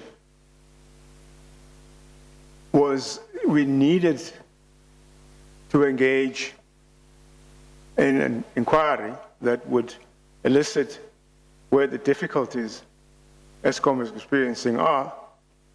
And as I said in my testimony, by the time I was invited to the presidency, to the president's residence to talk about this, the idea was not new to me at all. I had canvassed the idea with a few individuals. At the time, my thinking was that I would like, with the permission of the stakeholders who would be interested or impacted by this, to put together a very high level think tank or an expert advisory body to deal with the Eskom situation. And the reason why I felt I needed to do this is because increasingly I was becoming aware of the fact that Eskom is reaching a point where it cannot solve its own problem by its own. And one reason for that, Chairman, is the tremendous amount of, shall I say, interest in Eskom from a variety of stakeholders. There are so many entities and bodies and individuals and so on that have a stake in the company that as you want to drive the business in one direction, you run into a situation where a certain stakeholder is not happy with that direction, and you try something else, you think will work, the same thing happens. So I felt there was a need for a very high level group of experts. And I started to speak to some people, primarily in the private sector at the time, just to test the ground with certain people that I felt could be role players there, some from overseas. And so my idea was then coupling that with doing an inquiry on Eskom would then result in a situation where there's an independent understanding of where Eskom's problems lie. And so it would give the opportunity to an independent group or a group to see to what extent they can infuse their own thinking and support of this, to ensure that Eskom is able to get out of the situation that it's in now, relatively uninhibited or unencumbered by a lot of self-interest that exists already. So that is one of the reasons why I had an interest, let alone the fact that obviously the company was bleeding and it needed to get some independent way of assessing what its problems are. And obviously, in such a process, there was no contemplation of anything about suspensions and this sort of thing. So, I just feel, Chairman, that unfortunately that process pretty much was hijacked. And it defeated the whole intent that I, in my mind, had to the extent that even I was removed from the situation. So there was what I would call fairly noble reasons why I had an interest in the whole question of an inquiry at Eskom. It had very specific intents. So I just thought that, because I really didn't elaborate on that, I needed just to mention that. And there are people out there who know about this intention that I had. Is there, following through on this very point, an organization of a similar to Eskom anywhere else that perhaps thrives and is a model you would have wished to consider in that process? Yes, Chair. Eskom has been a member of an international organization consisting of other utilities. And so one has had the opportunity to be exposed to very successful Escoms all over the world. And incidentally, that you should ask that, because I then even had the thought, that's now down the line, that with the difficulties that we are experiencing now, one could contemplate some sort of partnership with a company that does exactly the same thing that Eskom does, which practically mirrors Eskom. And one of those companies is a company called KEPCO. It's a very successful Korean electricity company in South Korea. It's a little, around 1.5 times the size of Eskom, but with this same vertically integrated setup as Eskom, with the same energy mix as Eskom and even more. So I said to myself, even in the current environment, where there is a lot of speculation out there about how to improve Eskom's current performance, where there are thoughts about private sector investment and this type of thing, I just feel that had I had the opportunity, I think we would have had a good chance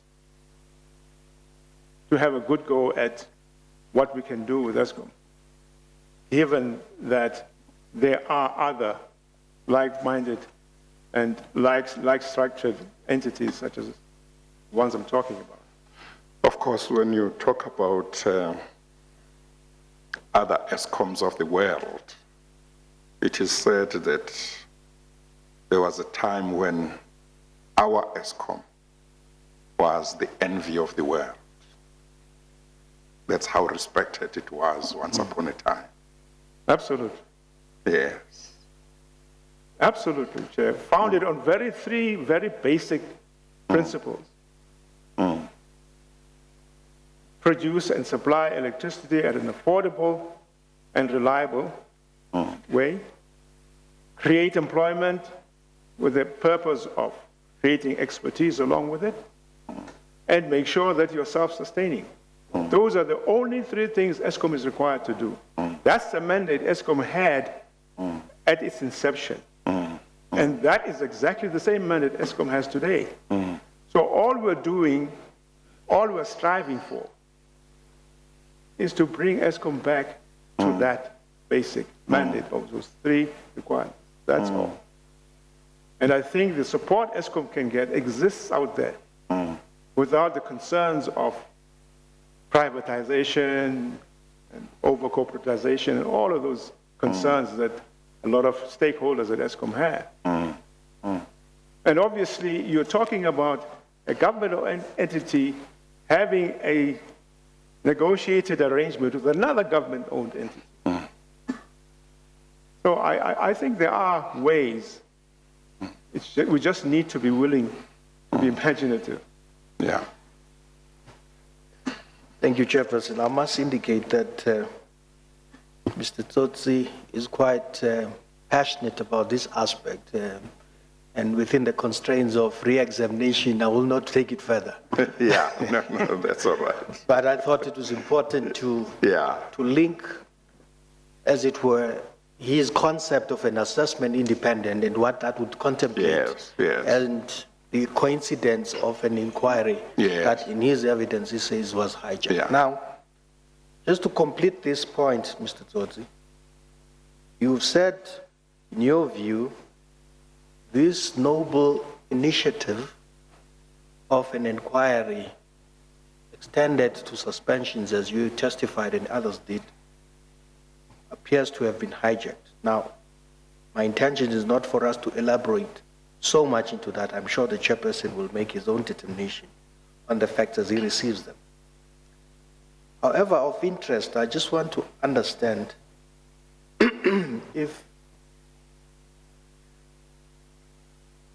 you did take note, and my apologies, Chairperson, I may not be able to refer you to the exact pages because I don't have the bandwidth. That's fine, that's fine. But certainly, my recollection of Dr. Ngubane's affidavit, amongst other things, discloses that he is an erstwhile partner of Mr. Salim Issa in a private business of their own, which, according to him, says that never really took off. Were you aware of this at the time that he joined the board? No, Chairman, absolutely not. Was this, more importantly, ever disclosed at any point under the declaration of interest, if it so happened that there would be such? I would have known if that was the case, and I don't recall that it happened. Secondly, and I'm trying to rush, Mr. Romeo Kumalo, it's public knowledge that he resigned 14 months after appointment. You are aware of that? Yes, I became aware of that. Were you aware that he and Mr. Pamensky were also co-directors of a company at some stage before appointment to Eskom board? No, I was as not per aware. the articles that were published in the newspapers. No, Chair, I was not aware.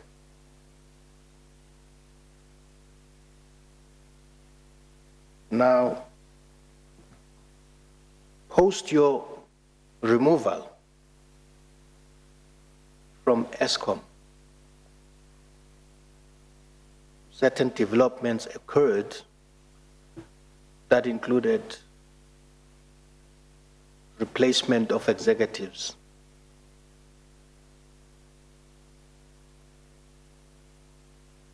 And certain business dealings occurred. Are you aware of any that occurred that appeared to have been aligned with Gupta interest or Gupta company interest? Sorry. What is that noise? You switch off cell phones? Okay. Yes, Chair, in answer to the question,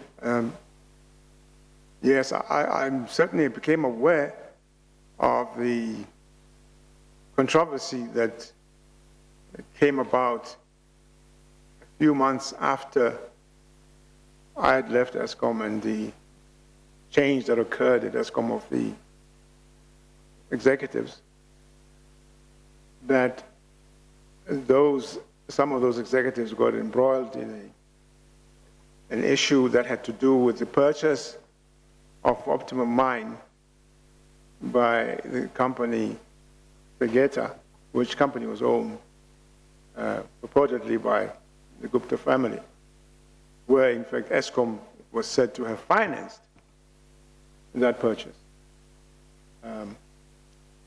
So yes, from that perspective, I became aware of that and subsequently other things that came to the fore. Right. And the very last one.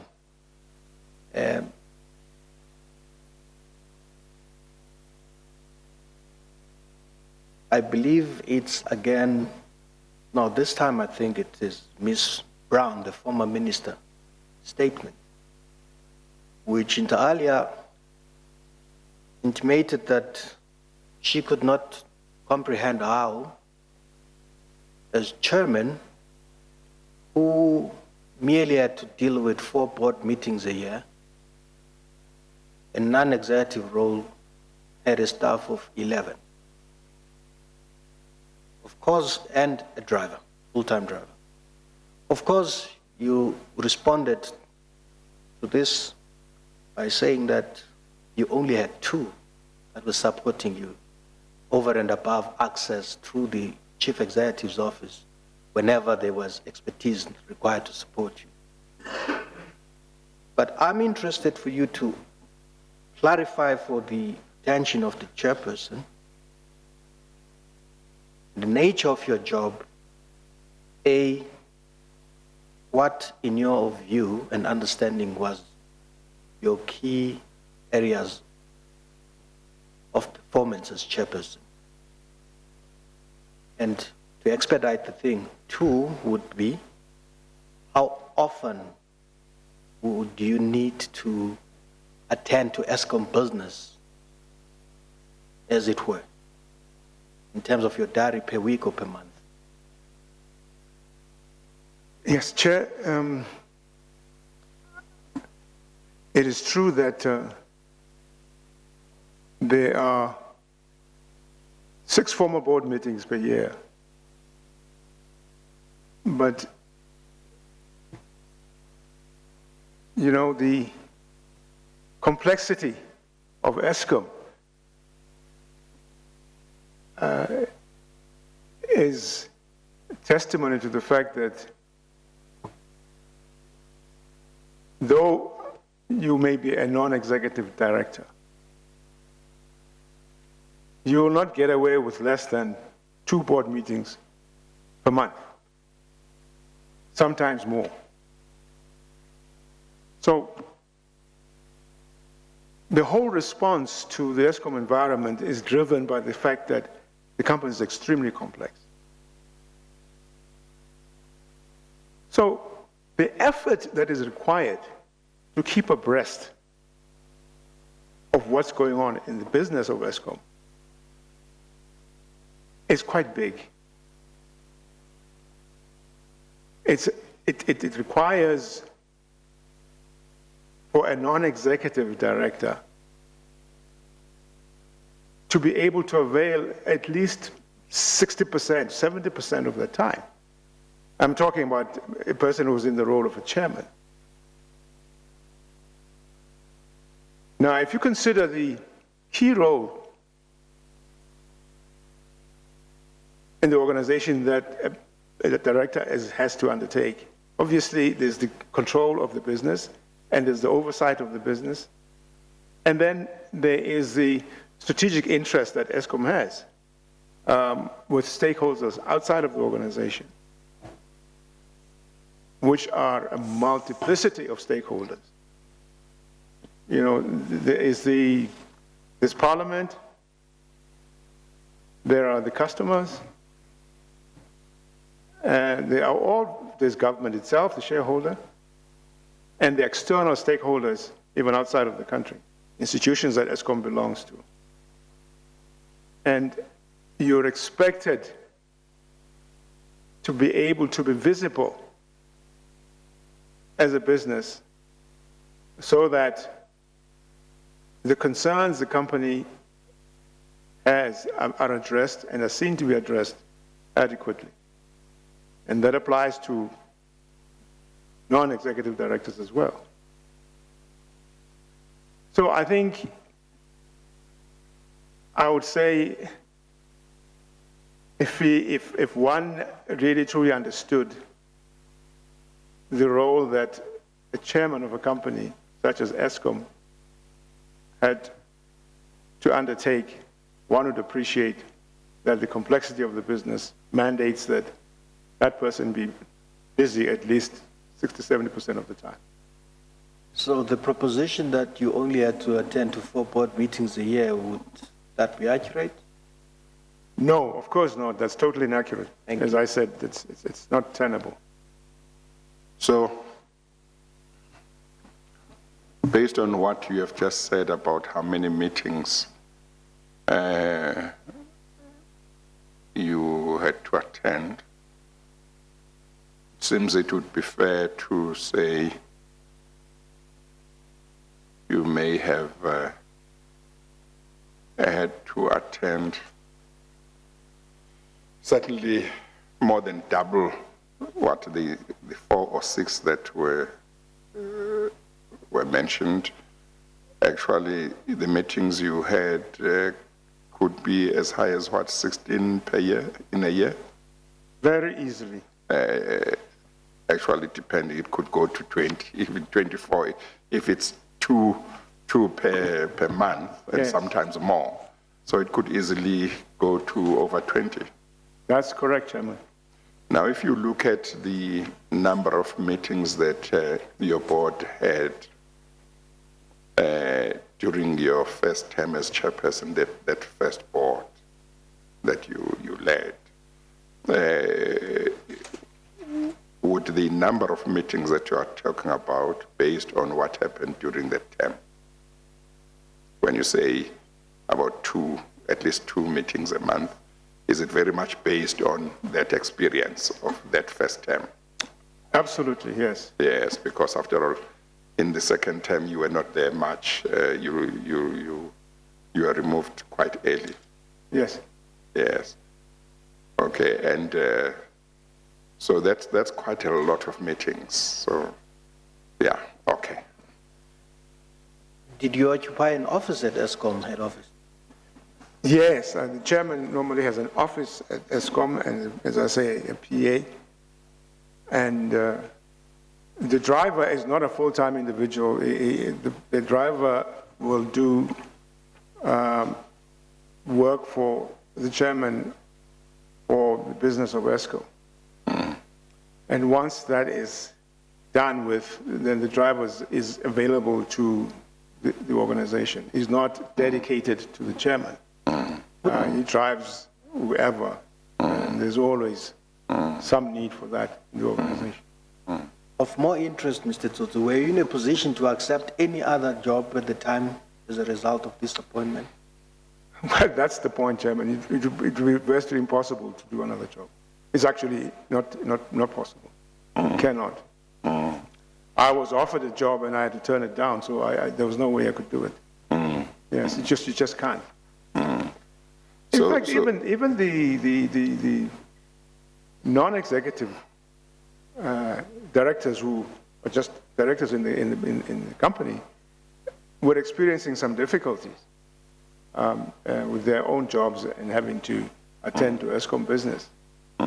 So I knew that because sometimes people were unable to attend meetings because of commitments at work and so on. So during your first term as chairperson of the Escond board, you didn't have any other full-time job, or you didn't have a full-time job, because I guess the Escond one was also not full-time, but it nevertheless took a lot of your time. No, I couldn't hold down another job, Chairman. I didn't. Yes.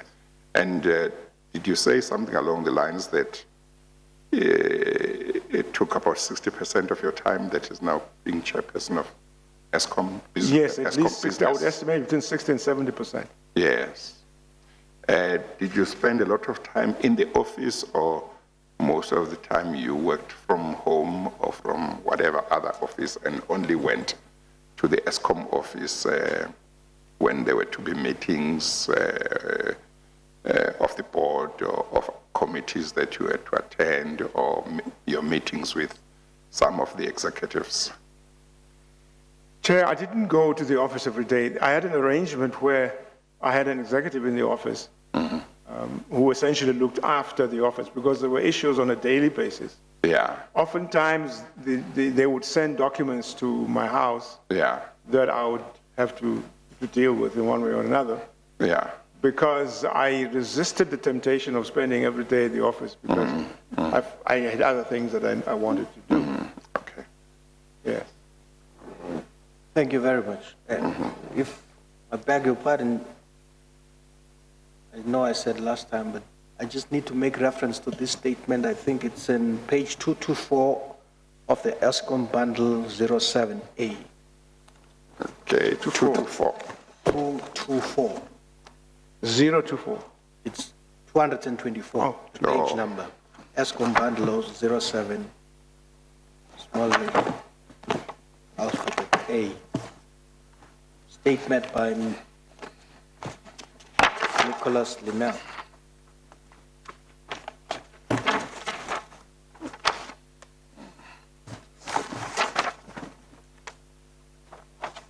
Okay, that is the statement of Mr. Linnell.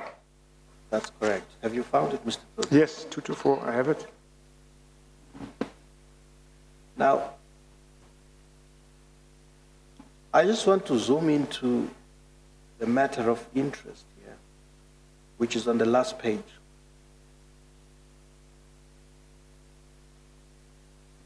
Paragraph 53. Yes. It reads, given the nature of the work that I was anticipating being engaged to do, I have since the 11th been receiving information from anonymous sources that might be relevant to this inquiry, to an inquiry of this nature rather. Amongst these were 53.1, that the CEO had been given advance warning of his possible suspension prior to the 11th. 53.2, that the minister met privately with some of the board members prior to the formal meeting of the 11th. 53.3, that the minister had previously cancelled a scheduled board meeting on the 29th of February. I suppose he means the 26th, but anyway, 29th of February, as it had come to her knowledge that the board wished to raise the issue of no confidence to the chairman. This was presumably well before the inquiry was ever mooted. Now, were you aware of this? Are you aware of any of these allegations contained in Mr. Linnell's statement? I am only aware of, I think, Chair 1. That was the one which relates to the probable reason for the cancellation or postponement of the meeting of the 29th. I'm sorry, here the 26th, actually. That there was an intent to effect a motion of no confidence in the chairman. That I have heard prior to seeing this here.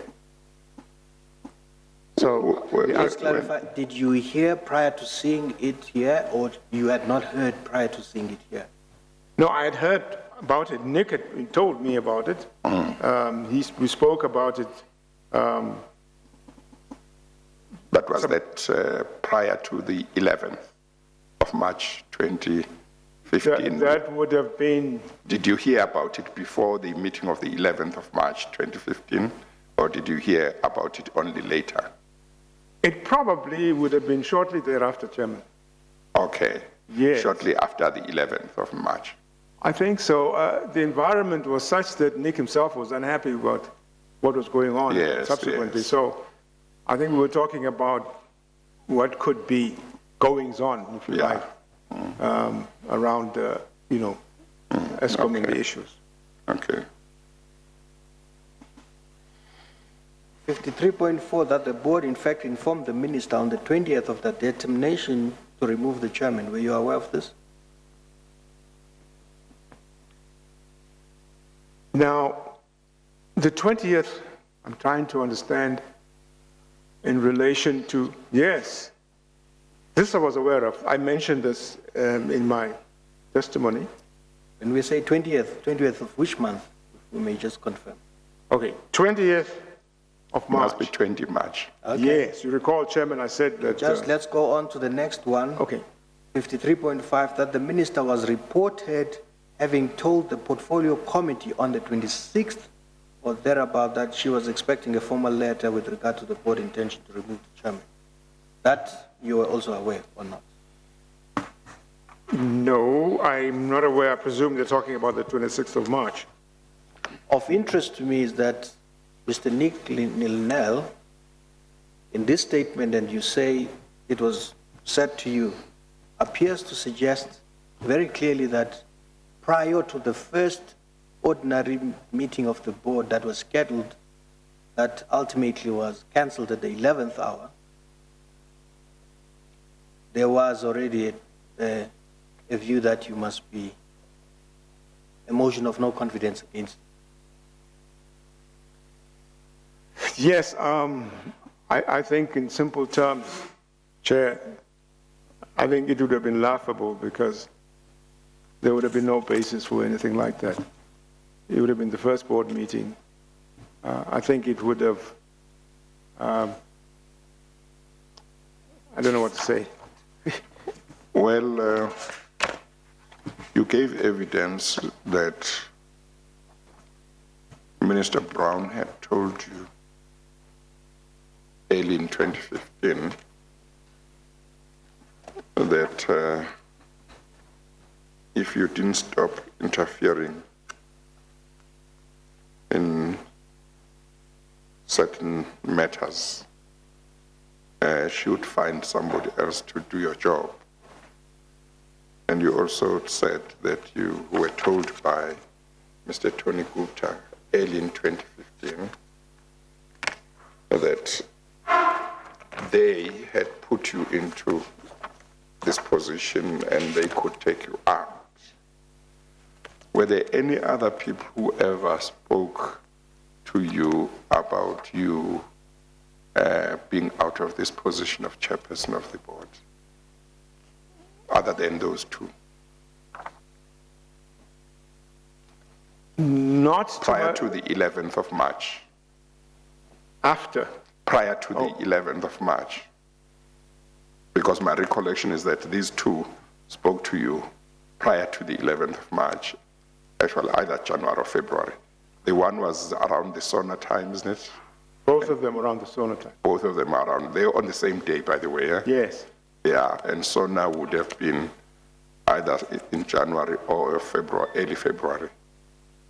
Do you remember whether it was in January or February? SONA? The SONA would have been most likely early February. Early to February. mid-February.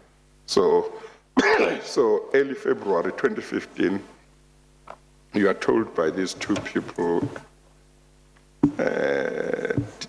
different times but same day, they each tell you something about you possibly no longer being in this position. And about a month later, you start sensing certain things within the board, but 2 months you don't last more than 2 months after that, because you then end up resigning on the 30th of March. So it takes 2 months after you were told, about 2 months after you were told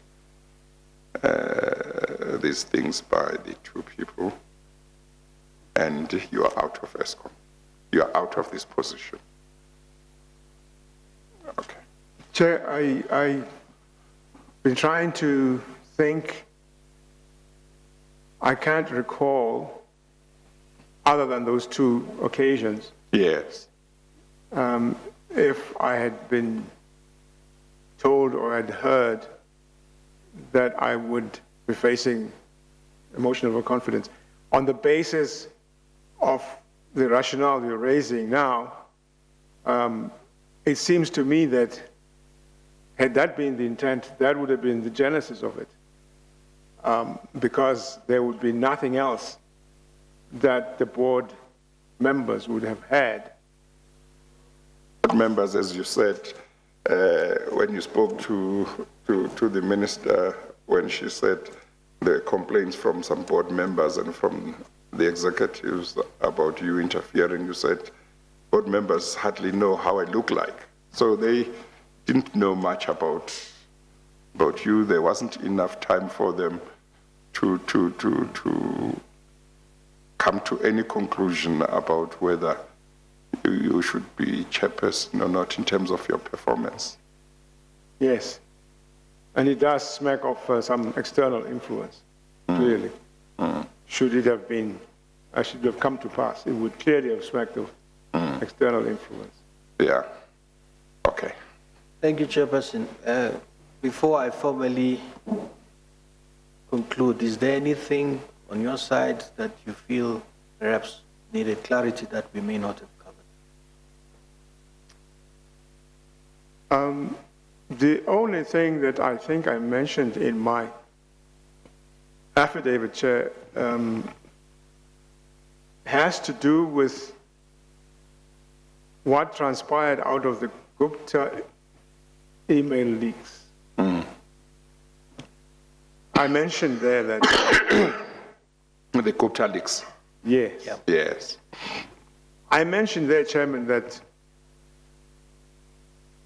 a certain gentleman named Mr. Hova, who worked in one of the Gupta companies, Was he apparently, the TNA editor? I'm not sure whether it was the actual editor, but he was involved in Please proceed. Gupta business. And there is an email which is attributed to Mr. Howard, which is addressed to Dr. Ngubane. And this email deals with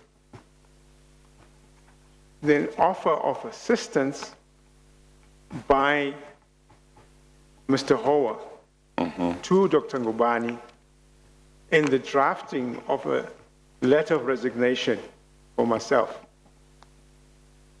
And this communication occurs approximately 10 days before I resign. So that would be around 20 March. Yes, somewhere around there. Unfortunately, I don't have the requisite document, but... Yeah, no, the commission has got a hard drive that is helpful in this regard. It might be that one or other work stream of the commission has got that. I think the legal team and the investigators will find that. Where they'll find that and they'll communicate with you so that you can have a copy, but that would be brought to the hearing as well, so that it forms part of this. Yes, Chair, I would be happy because I think it reinforces my proposition that there's been an external hand in all of this. Yes. And that invariably it seems to point to the Gupta family. Yeah. And it comes as no surprise, considering the threat that I'd received from Tony Gupta some month or so before that. Yes. So I just thought it also obviously reflects on what would be collusion between that family and members of the board who were board members along with me. If indeed the veracity of that email is confirmed, then it would certainly clarify Yeah. some aspects which have got to do with this relationship of board members with the Gupta family. Yeah. Of course, I think you said that Mr. Tony Gupta had accused you at some stage of not assisting them. Is that correct? Correct, Chairman. You see, I've had a lot of evidence in this commission since August 2018 when the commission started hearing evidence. I've had evidence from Mr. Themba Maseko who said, Mr. Ajay Gupta said to him, in effect, you know, anybody that doesn't want to cooperate with us, in talking about ministers and I assume DGs, you know, we report to the President Zuma, and as I recall, Mr. Themba Maseko said, Mr. Ajay Gupta said, then that person would be dealt with. But ultimately, either on that occasion or on another occasion, according to Mr. Maseko, Ajay Gupta said, well, he said to him, no, it was another occasion, said, well, you are not cooperating with us, so I'll report you to your seniors and they'll replace you. So if that evidence of Mr. Maseko is true, and at this stage it stands unchallenged, then it would mean that Mr. Ajay Gupta may have reflected on how they operate. They operated. Mr. Maseko was subsequently moved from his position at GCIS. And in circumstances where about 6 weeks or so before that, his minister, Mr. Chavane, was part of a panel that assessed his performance at GCIS and gave him more than 100% points to show how happy they were with his performance in his job. He was moved, and he ultimately had to get out of public service. Mr. Jonas gave evidence before me and said he had a meeting at the Gupta residence on the 23rd of October, 2015. That is the same year we are talking about. He said one of the Gupta brothers, and it does appear that it would have been Tony Gupta, because it's common cause he was in the house. And he was the only Gupta brother in the house on that day. So if Mr.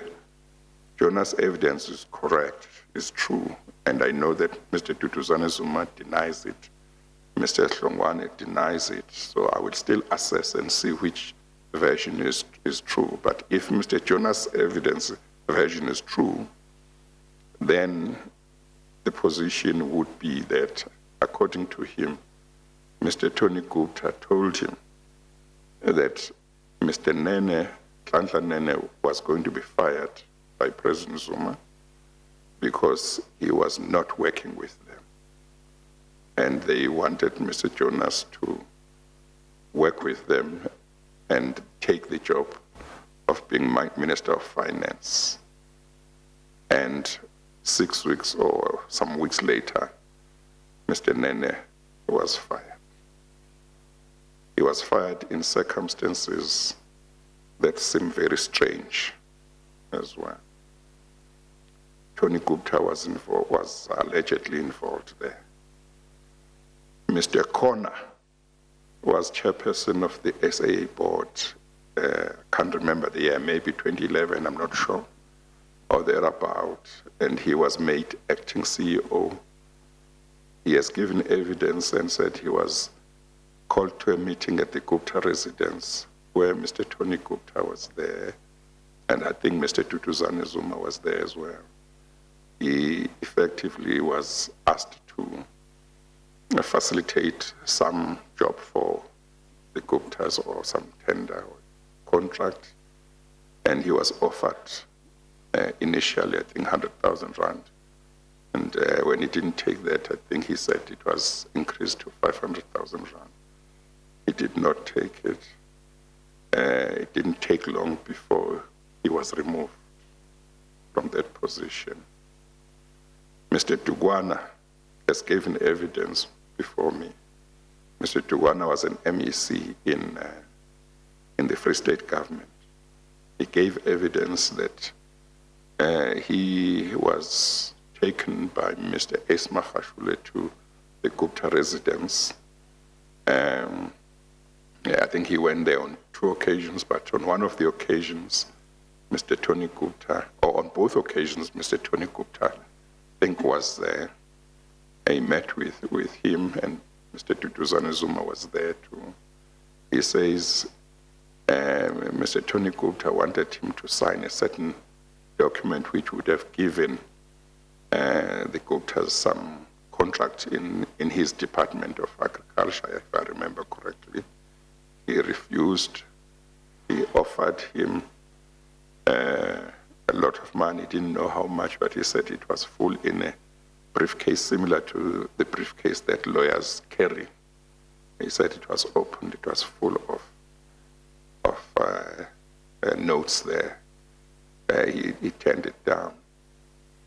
Of course, he was later removed from the position of being MEC, but he says he was told by Mr. Makhashule that he was being removed in order to make space for a woman, so that there would be more women in the executive council.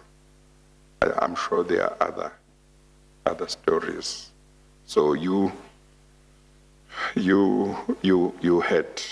had interactions with Mr. Tony Gupta, who threatened you with taking you out of this position.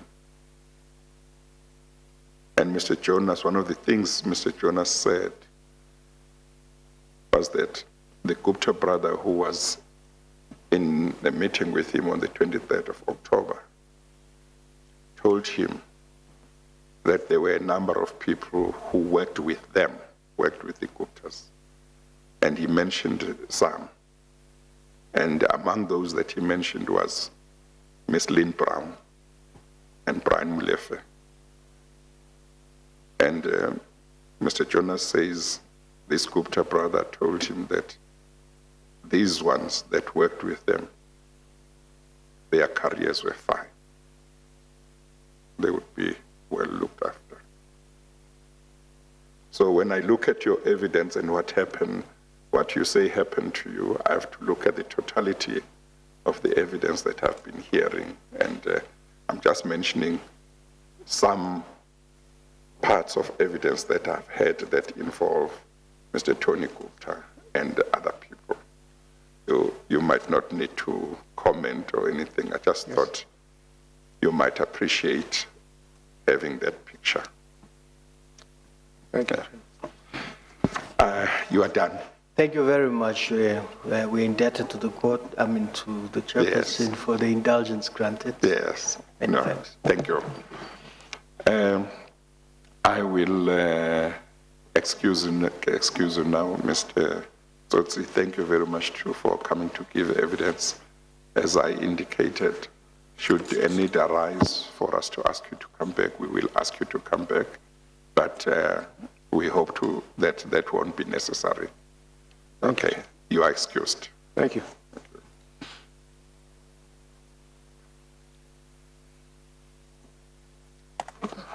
Mr. Sileka?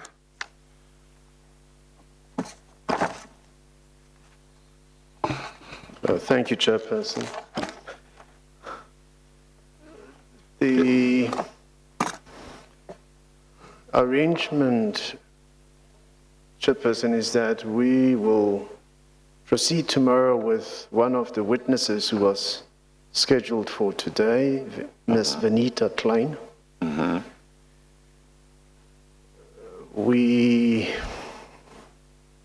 envisage completing her evidence in the morning and hopefully starting with Dr. Ngubane in the afternoon. Okay.